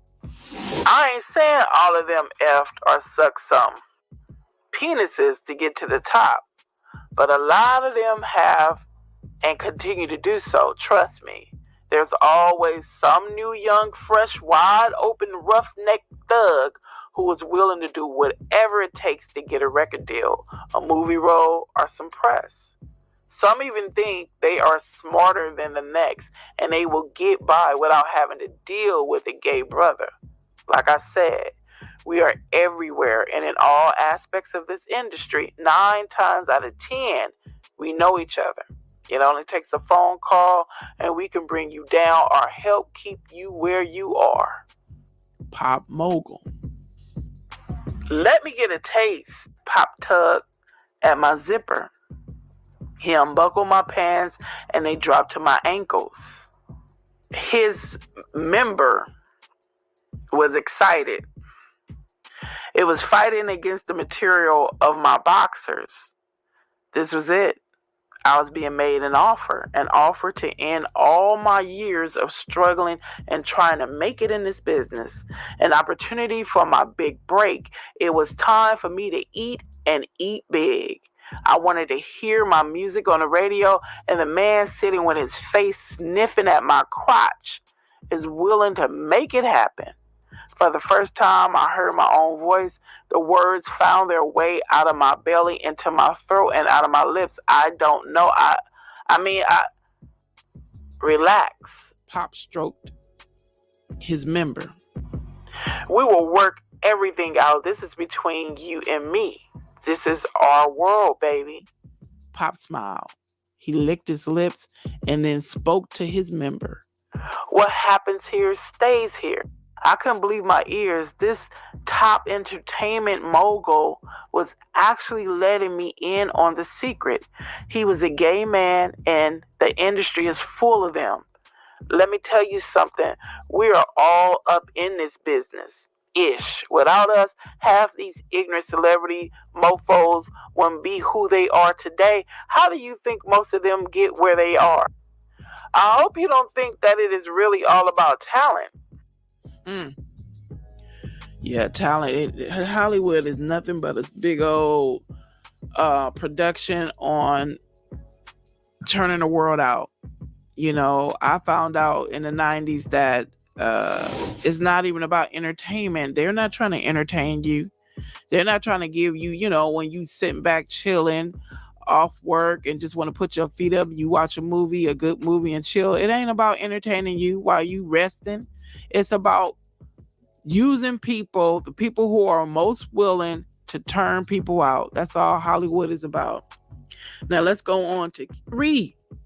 You could correctly assume by connecting the dots that Diddy gleaned his shameless, reckless abandonment persona from a lot of industry cats, but no one stands out as much as Simmons, Russell Simmons, that is.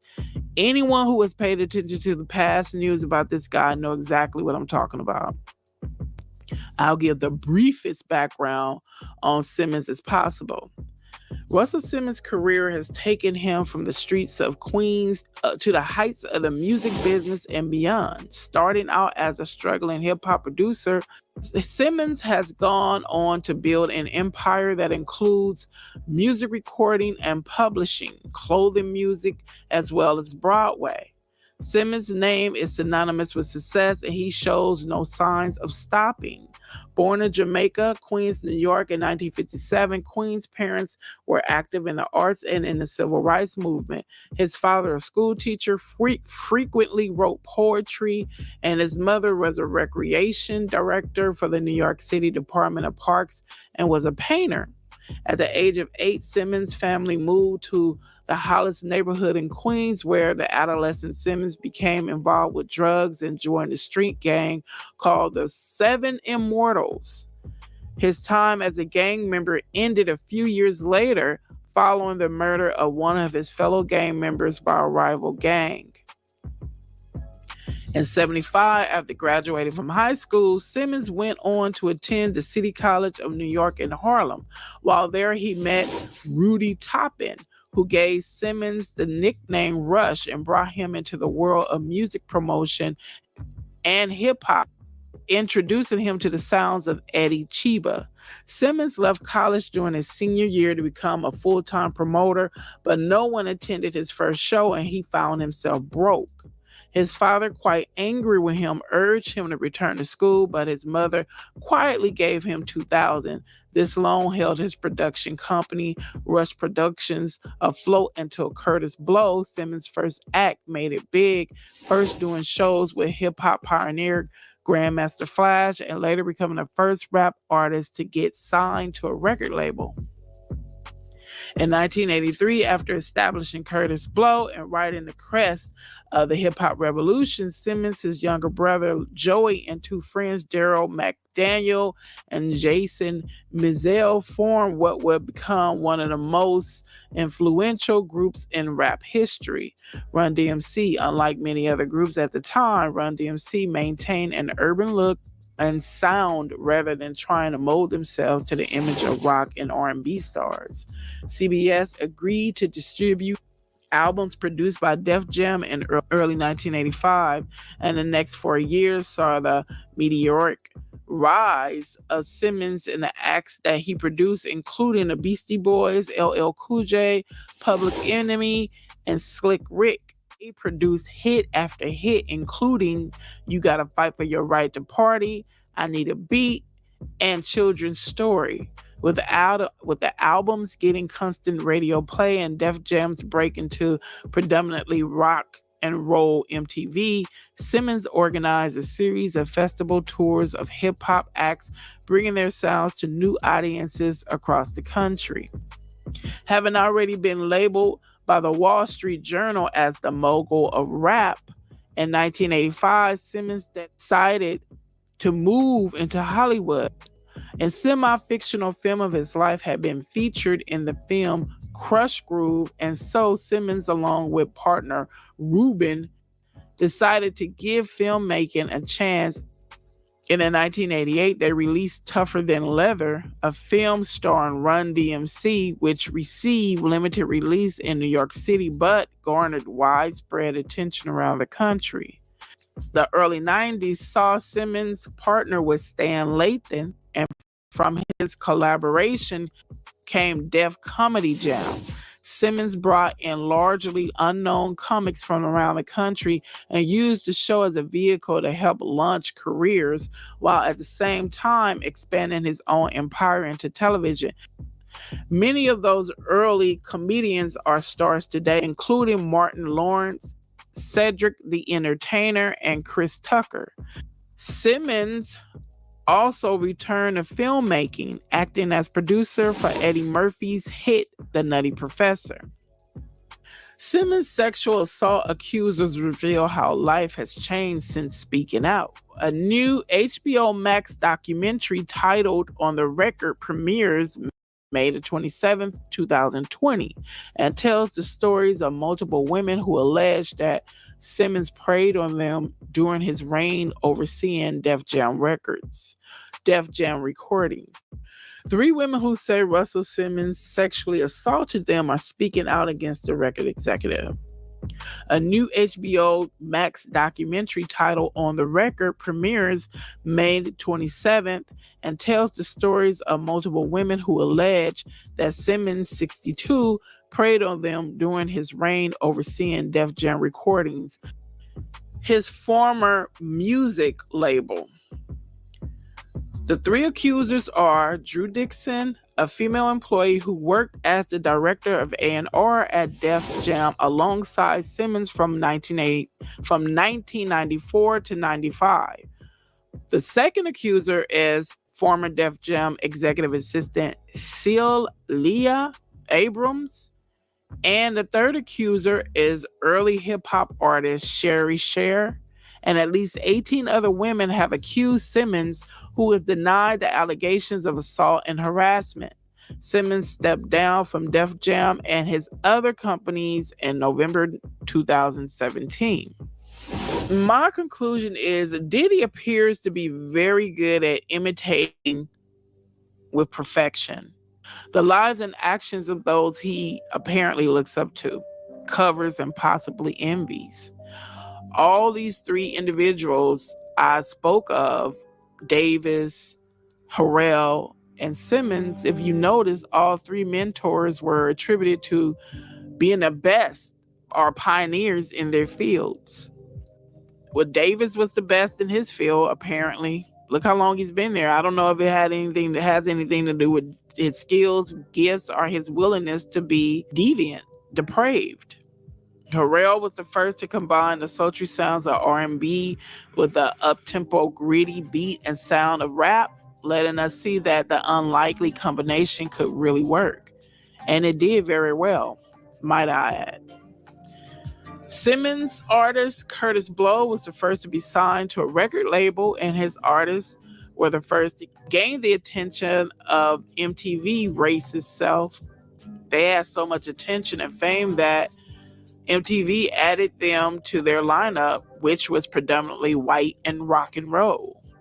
It's safe to say that Diddy not only learned and imitated their business styles that made them successful, he most likely learned and imitated their despicable ways and taking what they wanted from whomever they wanted, not caring if or when their dark deeds would come out. So Diddy was like, well, how old was he? 19 when he got into this industry. And he was mentored by Harrell.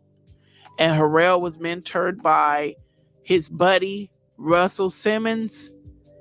And Russell Simmons got into the industry at a time where, you know, it was like a sea of vanilla and a tiny speck of chocolate. So you already know who mentored him. Davis came in, did his thing back in the 50s. You already know who put him on. And at that time, going into in the industry, especially in the executive area, the only black folks you probably saw was the ones in maintenance, if that at all. So, as I said, these people that came in after the fact, the people that came in after Davis, the people that came in after Harrell, the people that came in after Simmons, they learned from them. Everyone needs to be accountable. And those three, Davis, Simmons, and Harrell, learned from others. Hollywood is a bed of iniquities. And it's time that Hollywood as a whole needs to be accountable on so many levels. And it's not only hip hop. It's everywhere. It's pop. It's rock. Don't get me started on heavy metal. And you have departments for every genre. Everybody needs to be accountable. Then we can move on to the movie side of Hollywood, the TV side of Hollywood, the back end side of Hollywood. Everybody's complicit. I'm about to wrap this up. Thank you for your time and attention and support. We really appreciate it. Take care, be safe, and we will see. Cool. Follow me.